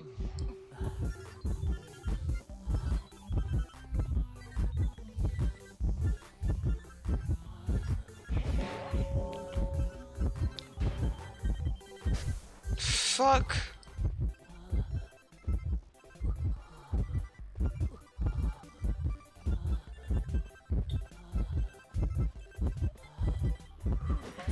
Fuck.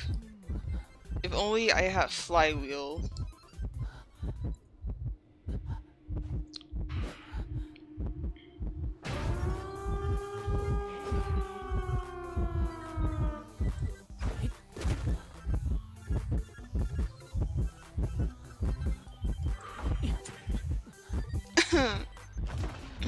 Why are you like this? I can't tell if I can't tell if you're friendly or not.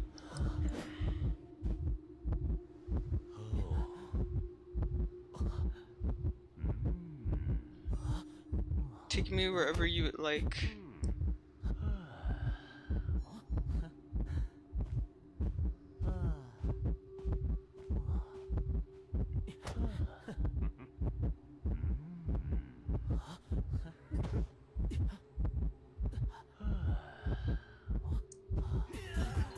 For once, I don't quite know what to do in this situation.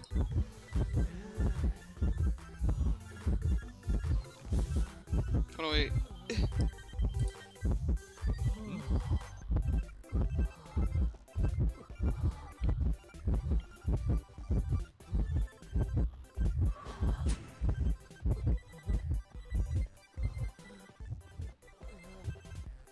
Yeah, painter, I'm coming, I'm coming.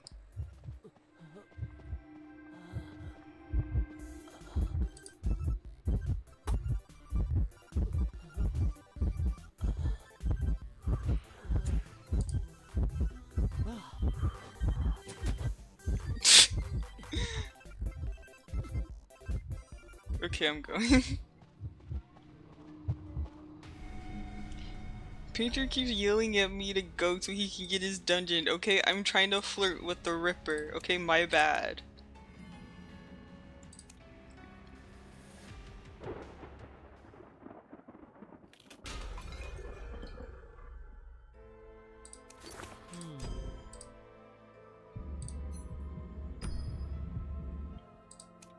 I can never let a guy have peace with this man, bro.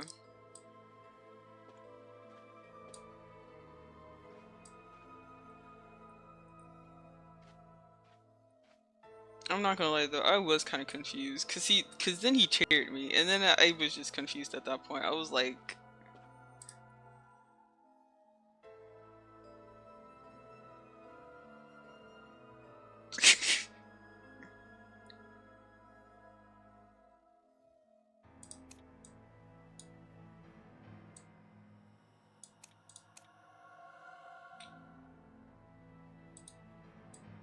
good job, Painter.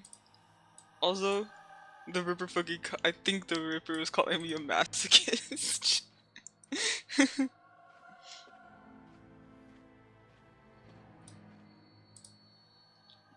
Only for you, bro.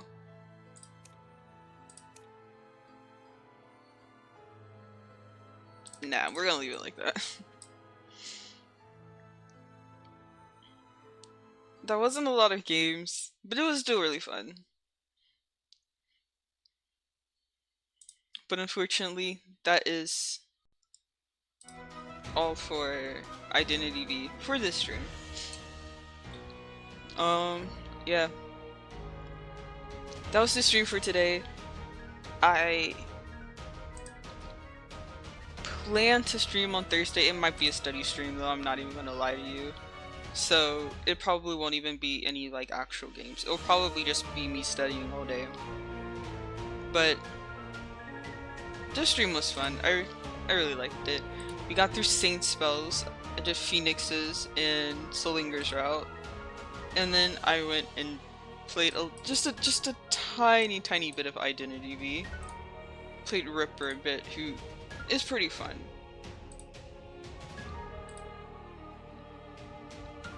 But yeah.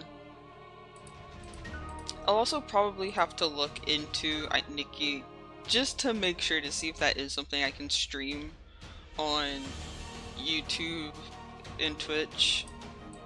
I'm pretty sure I can make videos, but like if it's a video then like obviously you can censor stuff. So I'll definitely have to like just look to see if it's actually something I can play on stream.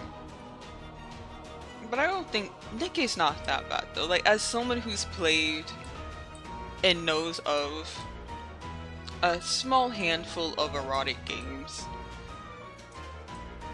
I don't think Nikkei will get me in any particular trouble. I think playing Nikkei on stream will be just fine.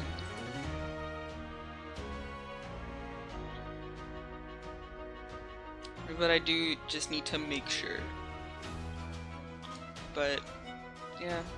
Also, like I said, I might stream Thursday. It might just be a steady stream on Go, GOG, Go, however it's pronounced. It might just be a study stream on there for, like, honestly, however long I can get myself to study for. Hopefully 5 hours minimum. 5 hours. Torture. But yeah, there's that, and then, yeah, school is starting for me. So, after my stream on Thursday, it'll kind of be like this week. I may only be able to stream on Tuesdays and Thursdays during the week instead of like every day like I usually do.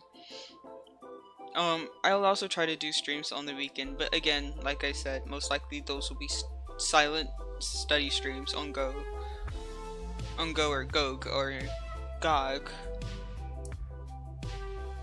Bark.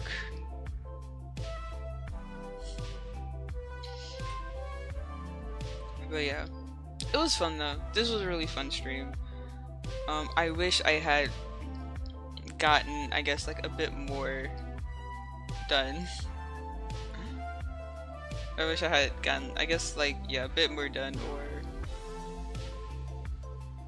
or was able to, I guess, like, fully finish Saint Spells. Like, it would have been nice if I was able to actually finish Saint Spells before I had to, like, start school or whatever, but it's whatever, it's fine. Because if we're lucky, you know, maybe next week, you know, on Tuesday I can play Saint Spells again. You know, who knows? I'll probably be the plan. And then, also Amnesia Memories. I need to fucking... I finished, Kent's route, so now I need to do another character's route. I think I said I was planning on doing Sheen's route next, so I'll probably do his next. But yeah, that's all, folks. Today was a really short. Not only is today a short stream, but I also started stream later than I usually do, which is again completely my fault. I forgot to set my alarms and I didn't wake up until like 9:40 something, so I missed my own stream. That is my own fault. There's nothing really that we can really do about that anymore. But instead of, you know, canceling the stream, I just pushed it back because I was lucky enough to be the type of person who doesn't say when they're streaming until like an hour, half an hour before, so the late announcement wasn't even like that off. But yeah, that'll be it for today. Thank you for everybody who came in and joined. Thank you for, you know, choosing to be entertained by me of all people, you know. Your little internet homunculus who has a strange addiction to Identity V, a love for visual novels, and Luca. And Matthias too.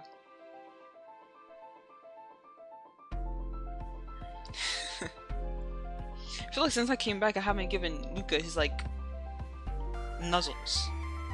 So I'll have to fix that. But we'll fix that the next time I stream, which hopefully will be next week on Tuesday.